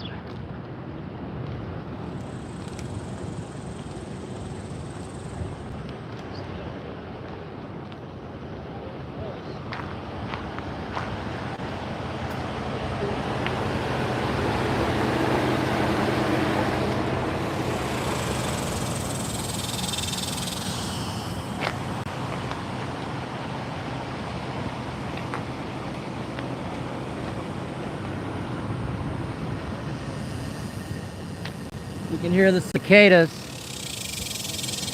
They're saying no more Nazi Klan fucks in Congress. Oh, God. These lands were built on slavery. Yeah. They're in plain clothes. I can't tell. I think they're cops. Henry Smith, 1788 to 1851, immersed himself in public affairs after he arrived in Texas. Yeah. Buried in an unmarked grave in 1851. This is the original land that the state capitol used to be on, apparently. There was another state capitol in Houston as well. Sam Houston and Stephen F. Austin were trading slaves and didn't like each other. Senator just They removed it. That senator assaulted you. He pushed, didn't he push you? Where? Over there In the Capitol? Yeah. No, he just told me I couldn't. He kept putting his hand up like this. Oh, I Put thought his he- fucking hand up. I thought he moved you. He thought he was. He thought he was going to silence me. But yeah, so, what was it? This right here, original. Yeah, I forgot what I was going to say. Oh, the Stephen F. Austin slave trading stuff that was on the memorial was removed. It's no longer a slave trading land impresario. removed it. No, they removed it. They repainted it, and then they removed one of the plaques. And I got evidence of that. Isn't that interesting? If you're not ashamed of your history, why do you hide it? Yeah. So that's exactly why the police are trying to hide their information. They're ashamed of what they do, and they don't want the public to rise up against their corruption, as is your democratic right. You have a democratic right to protest your government for redress of grievances, and they're saying, hey, what grievances? Look, we hit it all. So that's exactly what's going on. It's unconstitutional. We need to find lawyers that will actually stand up for us that aren't Nazis. Where are those lawyers at? We don't know. It's certainly not CJ Nazi Grisham, who says he's a black trans woman on video. You can look back on our videos here. Like about 3-4 years ago at the city hall, he said he was a black trans woman. And the senators were there asking him, what do you think, CJ? Mr. Grisham, you civil rights lawyer? Fuck CJ Grisham. Fuck his law degree. Fuck his fake ass fucking lawyer bullshit. Fuck his open carry. He could put up his ass for all I care. Yeah. Fuck these people, you little dick people and their big guns. Anyways, that's all I have to say today. I'm good. I hope you had a good time. I had a good time. Not really. I hate the legislature. They suck. I hate cops. They suck. I hate injustice. It sucks. I'm tired of the people taking it in the ass. It'd be nice if we could be on top for once in the Texas history. It'd be nice if